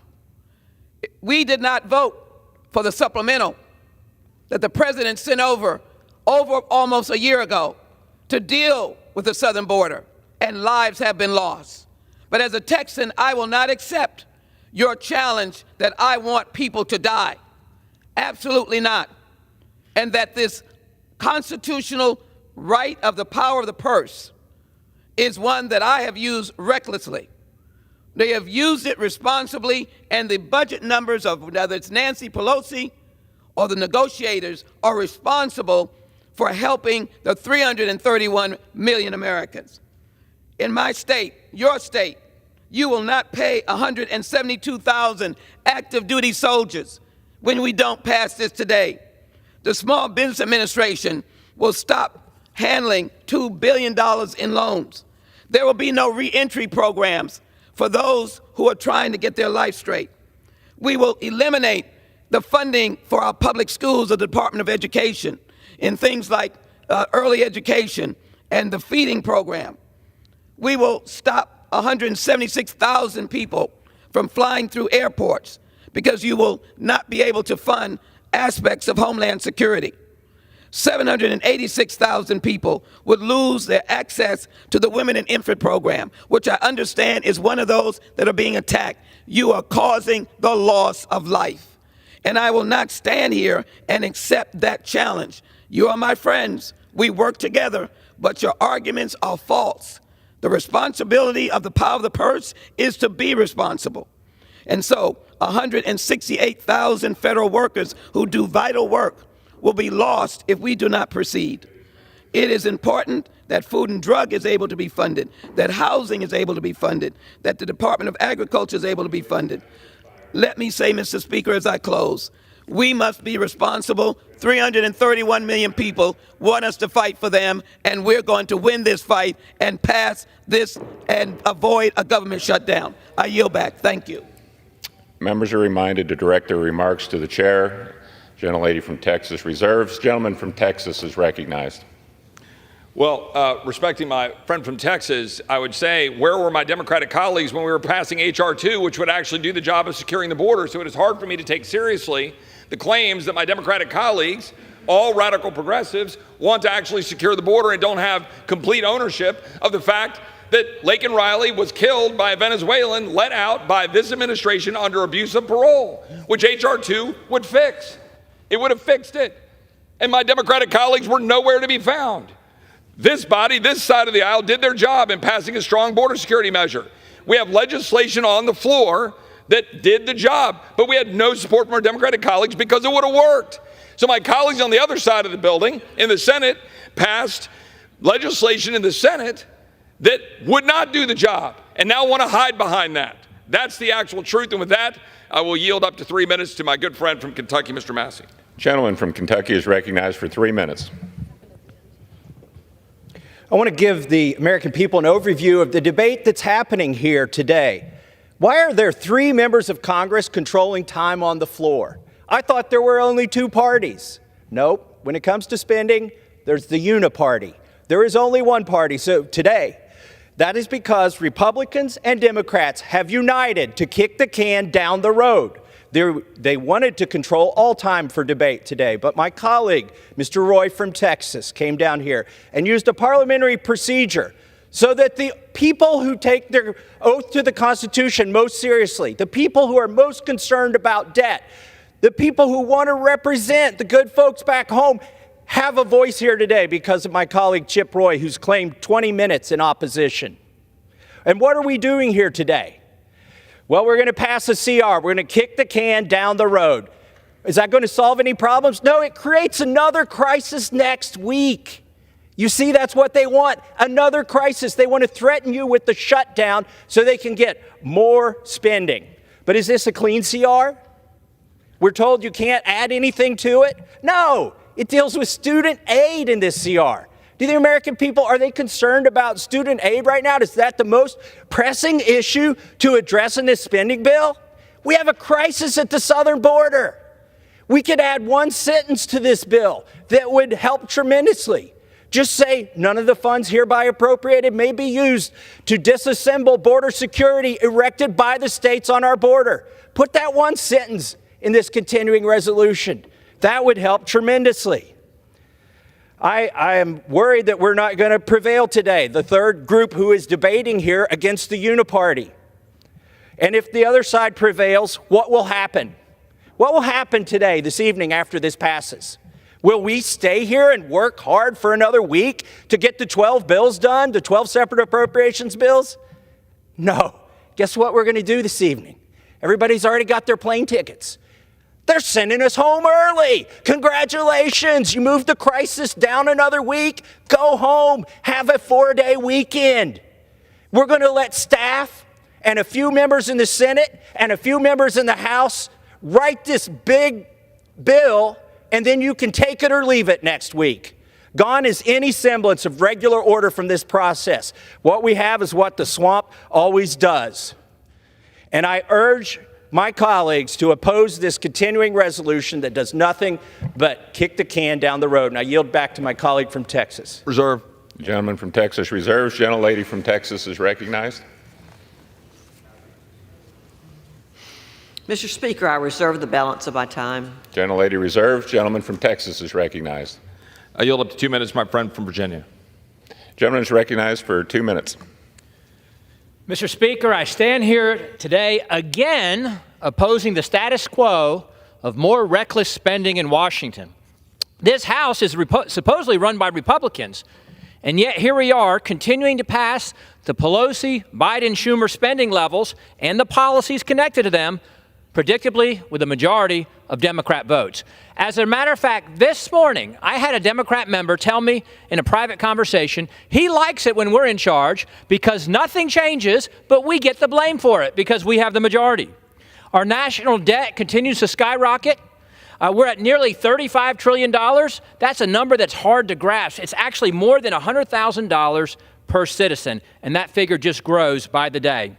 Biden inflation is further exacerbating the crisis, and the congressional uniparty is perpetuating it on a daily basis. Thankfully, we may be getting some future relief with the just announced resignation of the Democrat minority leader in the Senate, but some of us here in the House, we came here to actually represent the American people, to do what we said we would do, and we did not mean constantly kicking the can down the road, passing more continuing resolutions that hurt the American people. Many people in this body are scared of a government shutdown. And I will acknowledge the government shutdown is not the ideal thing, but it's not the worst thing. The worst thing is keeping in place the Biden, Pelosi, Schumer policies that are destroying the country and bankrupting our kids and our grandkids. Worse yet, they're keeping in place the border invasion, the very invasion that we campaign against, the very invasion that is the greatest threat to our country. But that's what's going to happen here today. We're going to fund that border invasion for another week as a bridge to another spending bill that will keep all the policies in place and actually increase them over the Pelosi-Schumer levels from back before we had the majority. We could have passed a full-year stopgap spending bill that would have cut $100 billion. We could have attached to it border security to stand up for the American people. As a bonus, that would eliminate thousands of earmarks for tens of billions of dollars more. But here we are today. True leadership involves making difficult decisions. Cutting spend is difficult. That's why nobody does it here. But when will the debt matter in this chamber beyond a campaign talking point? I urge no, and I yield back. Gentleman yields back. Gentleman from Texas reserves. Gentlelady from Texas is recognized. Mr. Speaker, I reserve the balance of my time. The gentleman from Texas is recognized. Mr. Speaker, I yield 1 minute to my friend from Alabama. Gentleman from Alabama is recognized for 1 minute.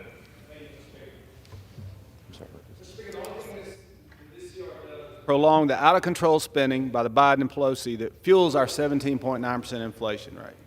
This legislation provides no funding for President Trump's border wall. More than 600,000 illegal alien criminals and 300 on the terrorist watch list have entered our open southern border under Biden, and there is no doubt that American families are in danger. Just this week in Alabama, 2 illegal aliens were arrested as part of a child trafficking sex ring. Last week in Georgia, a young girl with a bright future ahead of her was murdered by an illegal alien. The list of tragedies is growing, and it's past time to do something about it. I signed the Immigration Accountability Project pledge to oppose all government funding until the action is taken to secure our southern border. Instead of kicking the can down the road with another CR, the #1 priority of this Congress should be funding Trump's wall and defunding this invasion. We must fund President Trump's wall and defund Biden's backdoor contributions to organizations that are sending illegals to a city near you. It should not take more than one tragedy for a border to become priority. It is time to finish Trump's wall, protect Americans, and with that, Mr. Speaker, I'll yield back. Gentleman yields back. Reserve. Gentleman from Texas reserved. Gentlelady from Texas is recognized. Mr. Speaker, I reserve the balance of my time. The gentlelady reserves. Gentleman from Texas is recognized. I yield 1 minute to my friend from Missouri. Gentleman is recognized for 1 minute. Thank you to my good friend from Texas, Mr. Roy. Well, America, here we go again. Today, the House is set to extend the bloated and inflationary spending levels that have left our country $34 trillion in debt and fuels a government that is at war with the American people. This is now the 4th time that we've kicked the can down the road since just last September. It's now the 4th time that we've shrugged our shoulders and said, sorry, America, we just don't have the fight in us this time, but we'll try again next time. We all promised that we wouldn't do this crap when we got up here. The American people have demanded responsible spending and border security for years, but we failed them. When will we heed the calls of our constituents to rein in the wasteful spending, secure the borders, and defeat the bureaucracy targeting them? You know, the last line of the Declaration of Independence has a bold and courageous statement by the people who signed it. They said, we mutually pledge to each other our lives, our fortunes, and our sacred honor. Sadly, we're not serving with those people today with the same resolve. I urge my colleagues to vote against this CR. Gentleman from Texas reserved. Gentlelady from Texas is recognized. Mr. Speaker, I reserve the balance of my time. Gentlelady from Texas reserved. Gentleman from Texas is recognized. Can I inquire how much time we have left? Gentleman from Texas has 1 minute. Gentlelady from Texas has 11 and a half minutes. Reserve. Gentleman from Texas reserved. Gentlelady from Texas is recognized. Mr. Speaker, I reserve the balance of my time. Gentlelady from Texas has the right to reserve to close. Gentleman from Texas is recognized. I'm prepared to close. Gentleman is recognized for 1 minute.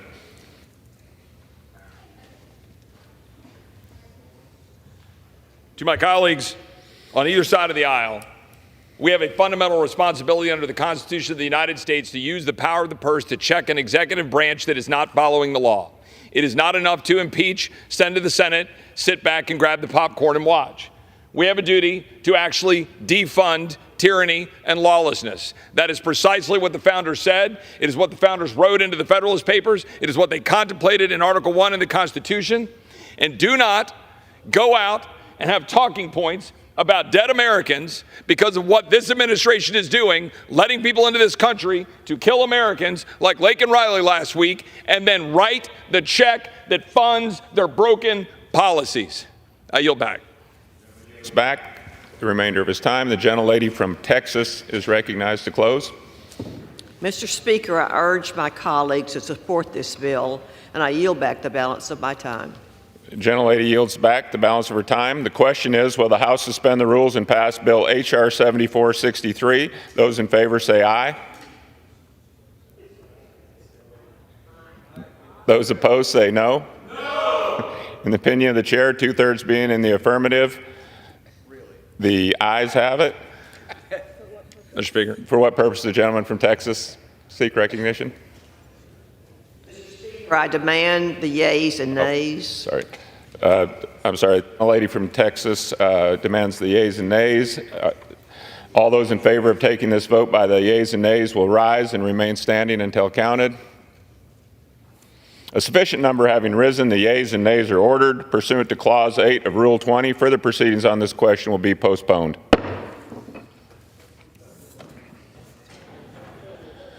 Proceedings will resume on questions previously postponed. Votes will be taken in the following order. Motion to suspend the rules and pass the following bills: H.R. 7102, H.R. 7463, and H.R. 7454.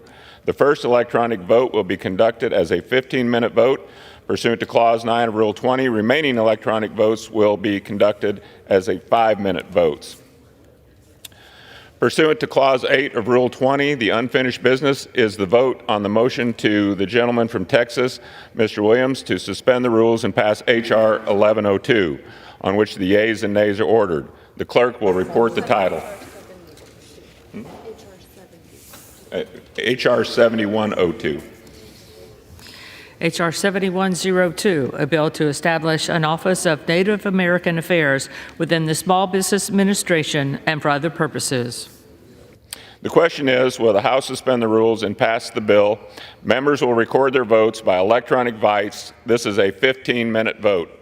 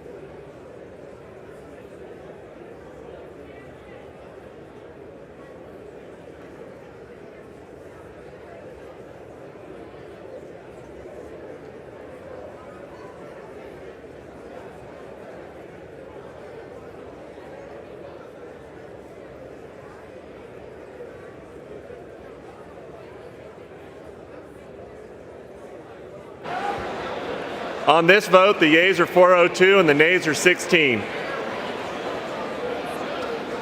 With 2/3 being in the affirmative, the rules are suspended, the bill is passed, and without objection, the motion to reconsider is laid on the table.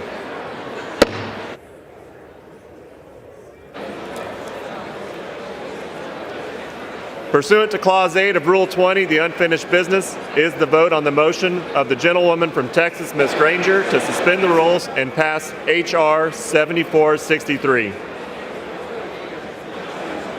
On which the yeas and nays are ordered, the clerk will report the title. H.R. 7463, a bill making further continuing appropriations for fiscal year 2024 and for other purposes. The question is, will the House suspend the rules and pass the bill? Members will record their votes by electronic device. This is a 5-minute vote.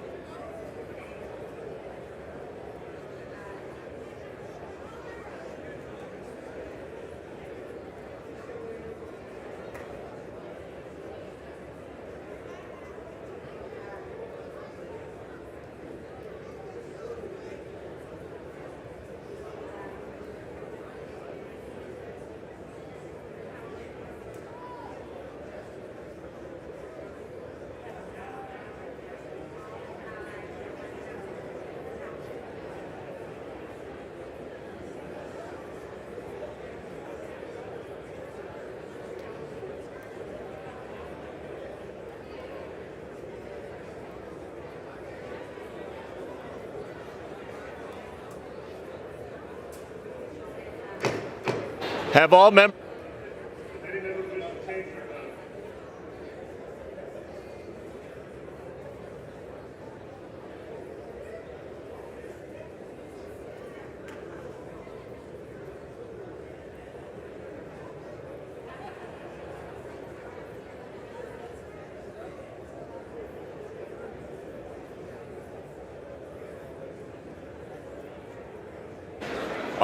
On this vote, the yeas are 320, the nays are 99.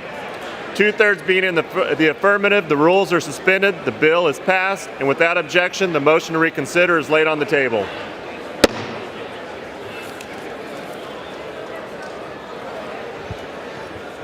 Pursuant to Clause 8 of Rule 20, the unfinished business is the vote on the motion of the gentleman from Missouri, Mr. Graves, to suspend the rules and pass H.R. 7454, on which the yeas and nays are ordered. The clerk will report the title. H.R. 7454, a bill to amend Title 49 United States Code to extend authorizations for the Airport Improvement Program, to amend the Internal Revenue Code of 1986, to extend the funding and expenditure authority of the Airport and Airway Trust Fund, and for other purposes. The question is, will the House suspend the rules and pass the bill? Members will record their votes by electronic device. This is a 5-minute vote.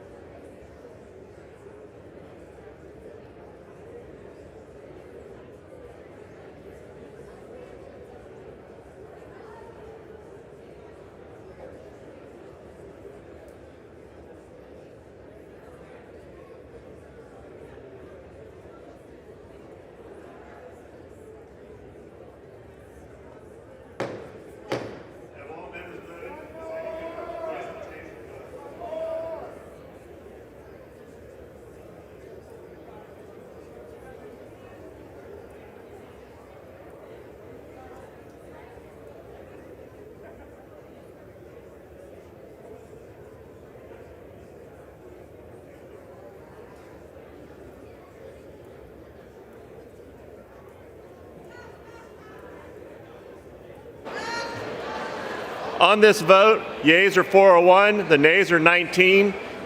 Two-thirds being in the affirmative, the rules are suspended and the bill is passed. And without objection, the motion to reconsider is laid on the table.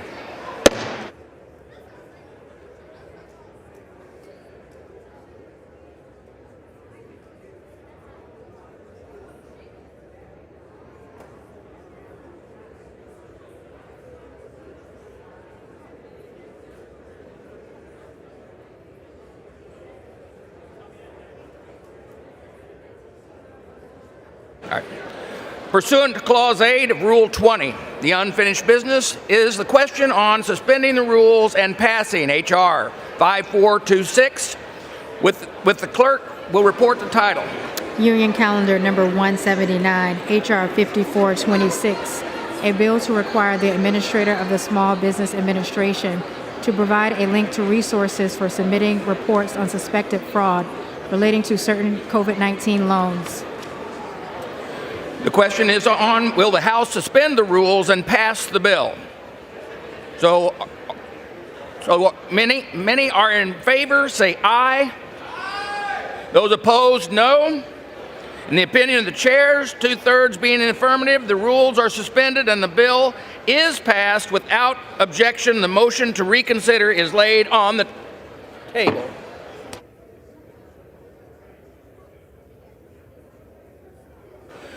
Pursuant to Clause 8, Rule 20, the unfinished business of the question of suspending the rules and passing H.R. 7128, which the clerk will report by title. Union Calendar number 313, H.R. 7128, a bill to establish requirements relating to size standard compliance of small business concerns owned and controlled by women for certain purposes and for other purposes. The question is, will the House suspend the rules and pass the bill? So, as are in favor, say aye. Aye. Those opposed, no. In the opinion of the chair, two-thirds being in the affirmative, the rules are suspended and the bill is passed without objection. The motion to reconsider is laid on the table. For what purpose does the gentleman from Florida seek recognition? Mr. Speaker. Does the gentleman have a unanimous consent request? I do, Mr. Speaker. Mr. Speaker, I ask unanimous consent that when the House adjourns today, it adjourn to meet at 10 a.m. tomorrow. And further, when the House adjourns on that day, it adjourn to meet on Tuesday, March 5th, 2024, when it shall convene at noon for morning hour debate and 2 p.m. for legislative business. Without objection. The chair lays before the House a communication. The Honorable, the Speaker, House of Representatives, sir. Pursuant to the rules of the House of Representatives and consistent with precedent, I hereby resign from the Committee on Homeland Security to allow Representative Tom Suozzi to serve on the panel. Signed sincerely, Dina Titus, Member of Congress. Without objection, the resignation is accepted.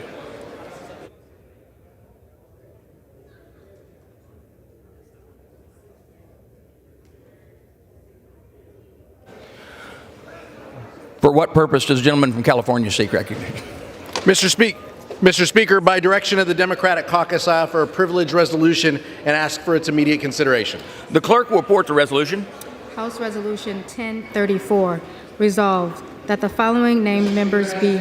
That the resolution be considered as read. Without objection, the reading is dispensed with. And without objection, the resolution is agreed to and the motion to reconsider is laid on the table. Thank you.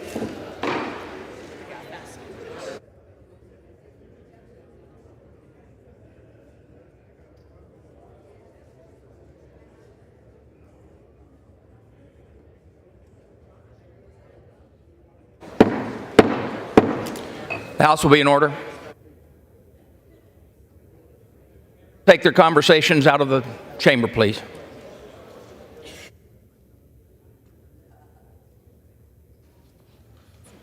For what purpose, gentlewoman from Minnesota, seek recognition? Mr. Speaker, I ask unanimous consent to be recognized out of order and address the House for 1 minute. Without objection. Mr. Speaker, we rise today on behalf of a grateful nation to honor 3 heroes from my Minnesota community. Burnsville police officers Paul Elmstrand and Matthew Ruppe, and firefighter-paramedic Adam Finseth. These 3 public servants gave their lives protecting us on February the 18th. Officer Ruge is remembered as quick to lend a helping hand and make his community a better place. Officer Elmstrand is described by his loved ones as a man with a servant's heart. Putting others first was never a choice for Paul. It was just who he was. And firefighter-paramedic Finseth, who gave his life trying to save his colleagues, was a caring husband, brother, father, and friend who spent decades serving his community and this nation in Iraq. There are no words to describe the void that this loss have left for their families, Minnesota's law enforcement community, and for the city of Burnsville and our entire state. Nothing we say today will bring Paul, Matthew, and Adam back. They gave their lives to save 7 children from harm in that house that awful morning. Nothing could be more heroic. But we can honor their lives by giving the police officers and first responders who keep our community safe the respect and the support that they deserve.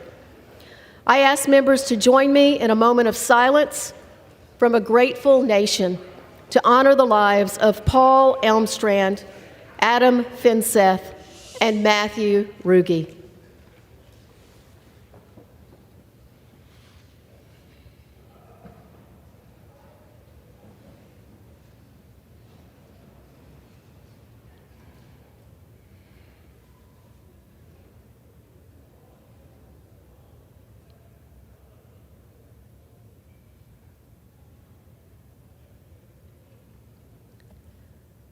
Thank you, Mr. Speaker. I yield.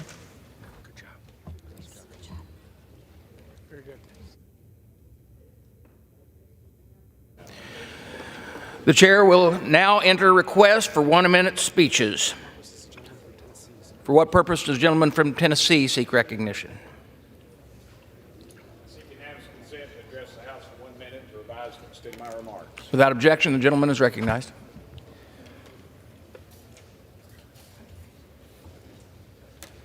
Sorry, Mr. Speaker. Great. Thank you, Mr. Speaker. I rise to honor the life of my dear friend, Bob Booker, who passed away on February 22nd at 88 years young. He was a historian, a U.S. Army veteran, and a passionate civil rights leader who was not afraid to stand up for what he believed. State Representative Joe Armstrong and I named a bridge after him when we were both in the state legislature because of all of his hard work. He really cared about his community and making it a better place. In 1966, Bob was also elected as Knoxville's first black Tennessee state representative. Bob was a dear friend of mine, and I knew him for many years. He worked with my dad at UT, and he knew my mama because she taught at Knoxville College, a historically black college. He continued to be a great friend to me and my family after they passed away. I have one particularly fond memory of Bob one night when Kelly, my wife, and I were at a noted honky-tonk in Knoxville, and Bob was there as well. Kelly and I had snuck in. We were on the back row, and he belted out a karaoke song, and he dedicated it to us. The man knew his music, and he had an incredible record collection that I loved, admired whenever I went to his house, and he was an excellent host and excellent cook. I want to give my condolences to Bob's brother, Purcell, all his friends at Marie's Old Town Tavern, and everyone who knew and loved him. You will be missed, Bob. Thank you, Mr. Speaker, and I yield the remainder. Gentleman yields back. For what purpose does the gentleman from New Jersey seek recognition?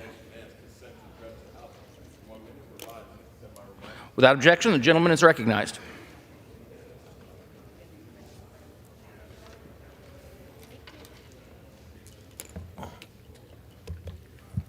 Mr. Speaker, I rise today to discuss the new Family Empowerment Center at Metropolitan Baptist Church in Newark. For more than 16 years, the church's sacred and cherished Willing Heart Community Care Center has been a pillar of service to the community. It has provided food and clothing to residents and families in difficult times. It has brought relief to community members who have suffered during hurricanes Ike, Sandy, and Irene. It has guided the desperate towards hope and salvation. Now the Care Center will become the Family Empowerment Center. It will provide more advanced quality medical care for families, and it will help unemployed workers improve their chances of getting a good paying job. I'm a strong supporter of job training programs. I secured $1 million for a local program to increase minority employment in advanced technologies. And I cannot wait to see what the Family Empowerment Center, Family Empowerment Center will do for our community. And with that, Mr. Speaker, I yield back. Gentleman yields back. For what purpose does the gentleman from Georgia seek recognition? Ask unanimous consent to address the House for 1 minute to revise and extend my remarks. Without objection, the gentleman is recognized.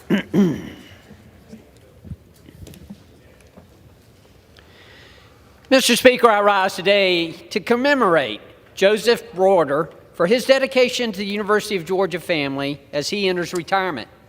Known as one of the university's most highly regarded educators, Dr. Broder was tasked with enhancing the college's teaching programs.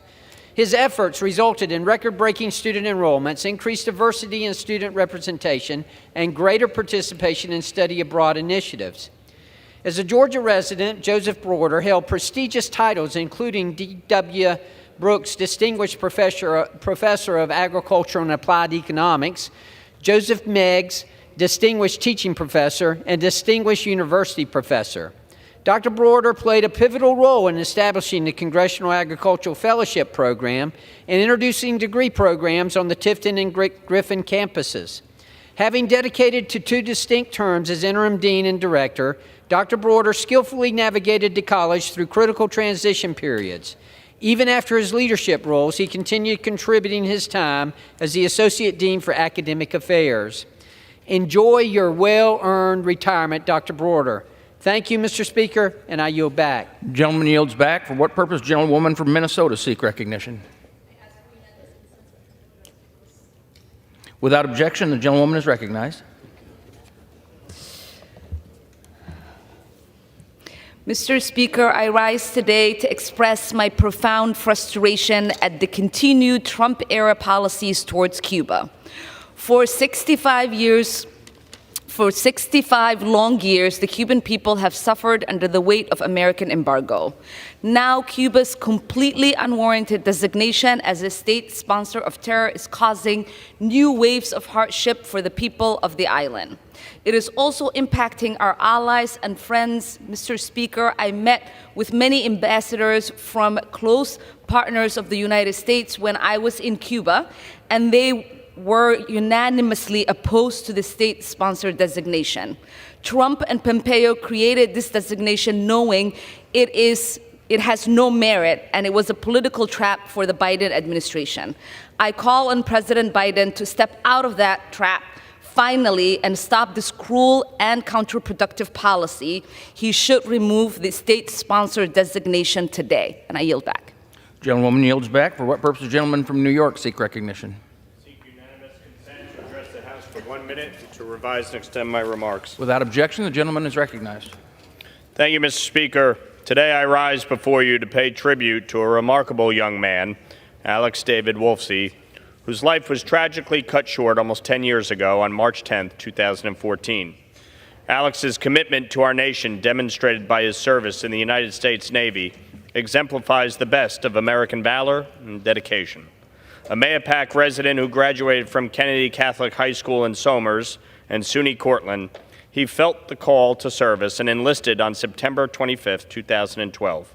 He traveled from the training grounds at Great Lakes Naval Station north of Chicago to Pensacola, Florida, to San Diego, California, to his final post in Guam. His mission was clear: serving our country. He was preparing for deployment aboard the USS Bonhomme Richard in Japan before a tragic accident cut his life short. He came from a family of service. His father was a member of the NYPD. and sought to carry on that service to our state and nation. I know the Carmel Town Board is gathering next week to honor Alex for his service. We will never forget his service and his sacrifice. May God bless the Wolfsey family.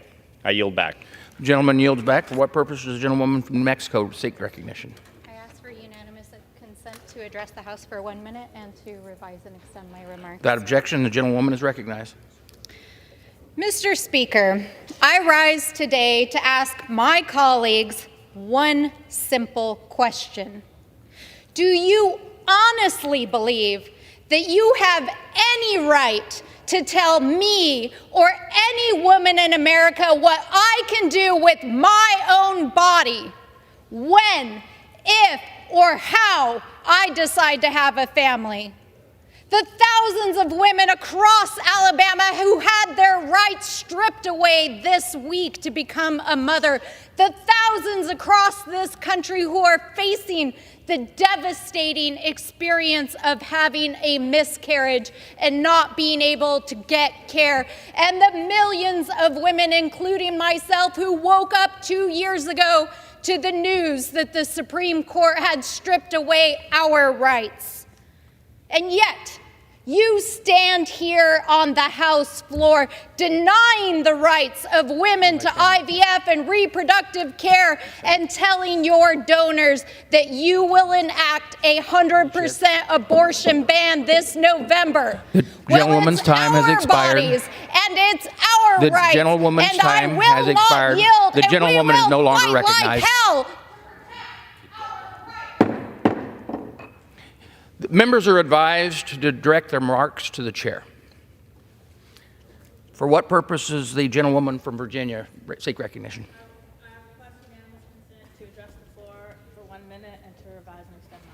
The gentlewoman is recognized for 1 minute. Thank you, Mr. Speaker. I rise today to underscore the devastating effect that we have seen of Republicans' extreme, unrelenting attacks on reproductive freedom since a Trump-packed Supreme Court overturned Roe v. Wade. We have seen children as young as 10 who have been raped, who could not get abortion services. We have seen women who have suffered miscarriages and had to sit in the car until they were septic to get the treatment that they needed. And now we have seen the Alabama Supreme Court strip away the right to in vitro fertilization with its decision last week and 3 centers stopping IVF services. Republicans in the House and the Senate say they support in vitro fertilization, but when given the opportunity to actually preserve it, they failed.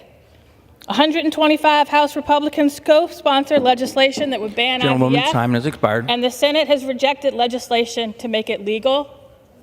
These decisions belong between patients and their providers, and I yield back.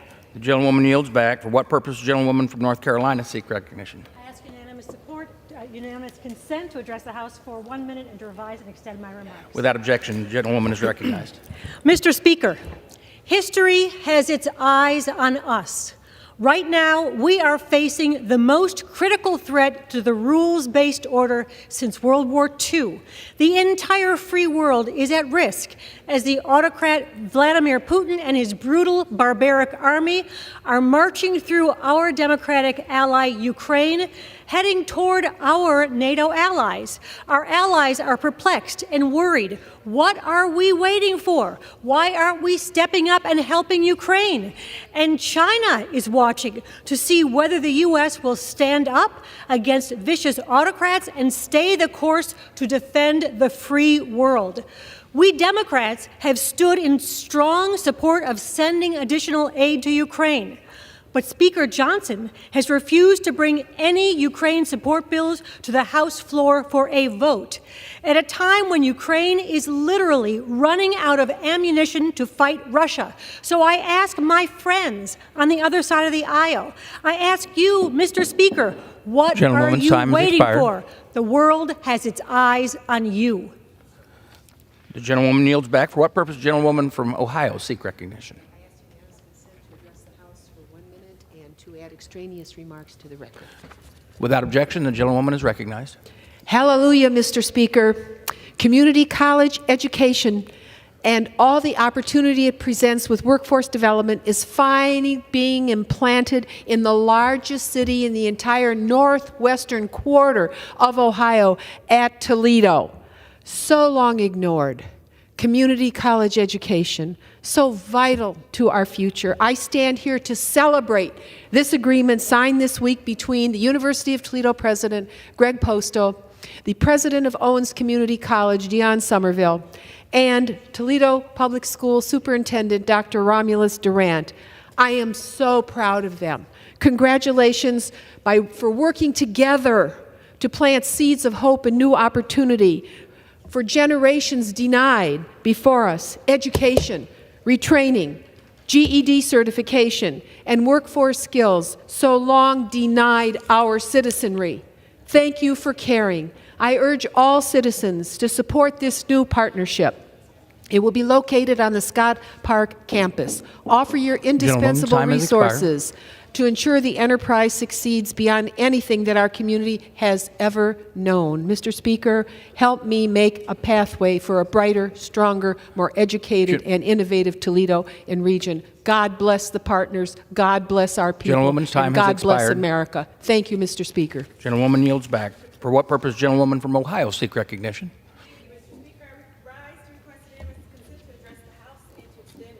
My remarks. Gentlewoman is recognized. Mr. Speaker, I rise today in support of Ohio's 13th Congressional District in our quest to become a leader in polymer innovation. Ohio's 13th Congressional District made its mark as the rubber city capital of the world, building the middle class, growing our population, and literally supporting the movement of people all across the world. And our community has proudly continued this legacy by becoming a trailblazer in polymer science and polymer engineering.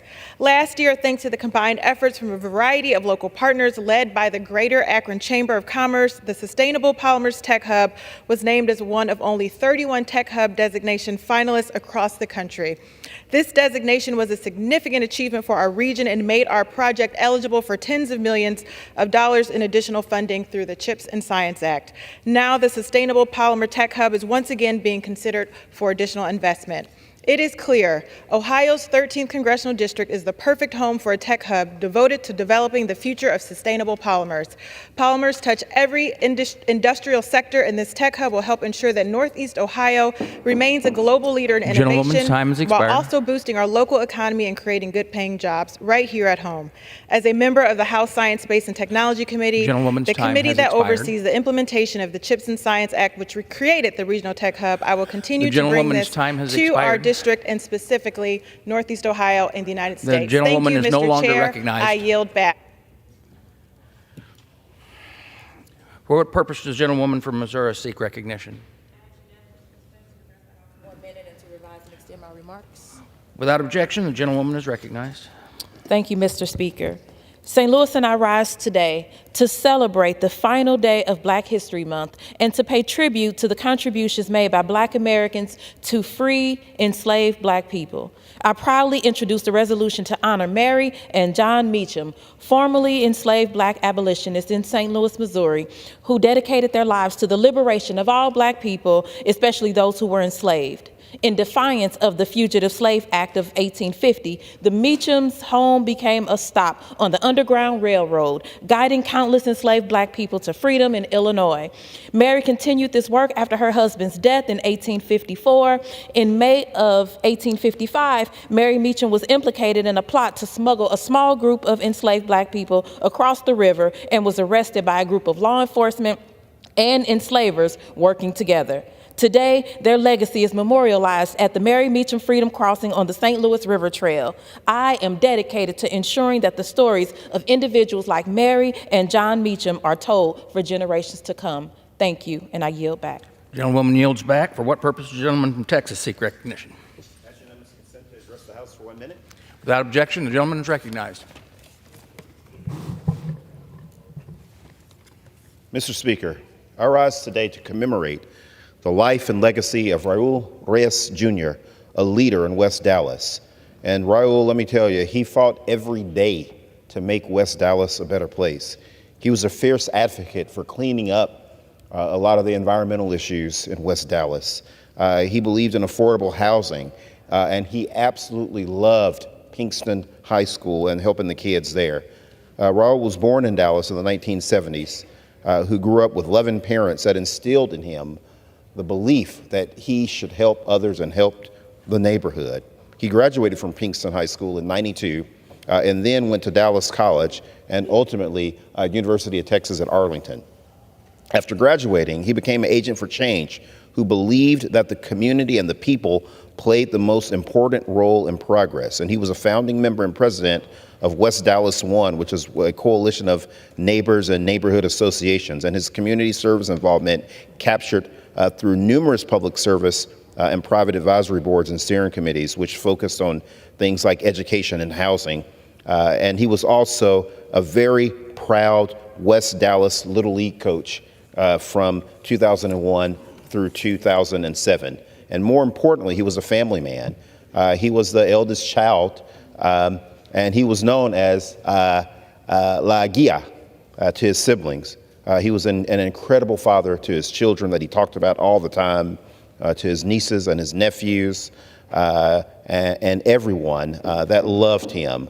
My prayers go out to his family, especially his children, during this difficult time. May Raul's legacy live forever. Gentleman yields back. For what purpose does the gentleman from California seek recognition? Speaker, to address the body for 1 minute without objection. Without objection, the gentleman is recognized. Mr. Speaker, today I rise to recognize Western High School's football team in my district and to congratulate the 11 seniors going on to play college football. 11 is a record for the program under Coach Dan Davidson, who pushed these athletes to compete at the next level. The players, coaches, and parents put in countless hours and accomplished something very special. And let me say, many pro football players have started in my district, including Heisman Trophy winners John Huarte, Matt Leinart, and Bryce Young. Now these 11 student athletes, will have the opportunity to blaze their own path. Western High School, Coach Dan Davidson, again, you've made us proud. Congratulations. Mr. Speaker, I yield. The gentleman yields back. For what purpose does the gentleman from Nevada seek recognition?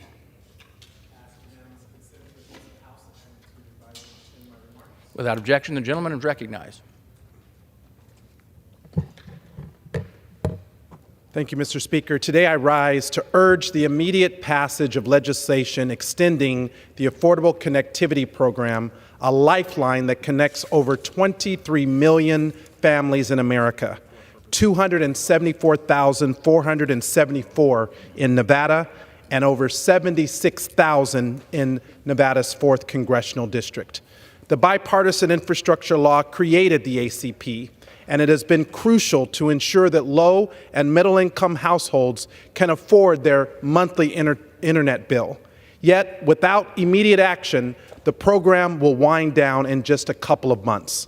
Mr. Speaker, the Affordable Connectivity Program Extension Act would keep it alive with the $7 billion investment. It will keep Americans in every zip code connected, supporting families who need work, education, and health care, have the access, whether in my home state of Nevada or every other state across the country.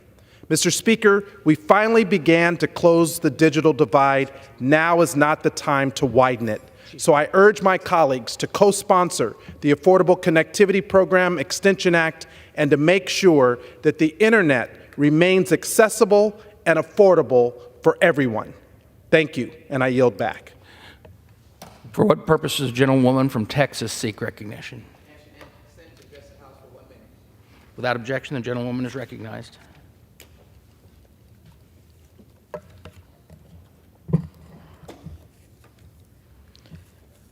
Mr. Speaker, we've done the right thing. We've kept the government open. But there is much more to do, and it is a wide-ranging responsibilities of the United States Congress. One of those is to tell the truth of our history. This is a unique day, February 29th, leap year. there are a lot of unique aspects of America's history, and certainly one of them is the history of slavery. I'm very proud to have been given the responsibility of carrying forward H.R. 40, the Commission to Study and Develop Reparation Proposals for African Americans Act. This is a law that has been introduced 38 years ago by the late John Conyers, not for any form of retribution or retaliation, but to know the truth, to address the historical injustices and cruelty and brutality and the inhumanity of slavery in the United States. And by the way, slavery still exists around the world. The gentlewoman's I time ask has my expired. colleagues to join me in signing on to H.R. 40 in this month of African American History Month. Let us know the truth, and let us know the truth together. I yield back. For what purpose does the gentlewoman from Texas seek recognition? Mr. Speaker, I move that the House do now adjourn. The question is on the motion to adjourn. All those in favor say aye. Aye. All those opposed, no. In the opinion of the chair, the ayes have it. The motion is adopted. Accordingly, the House stands adjourned until 10 a.m. tomorrow.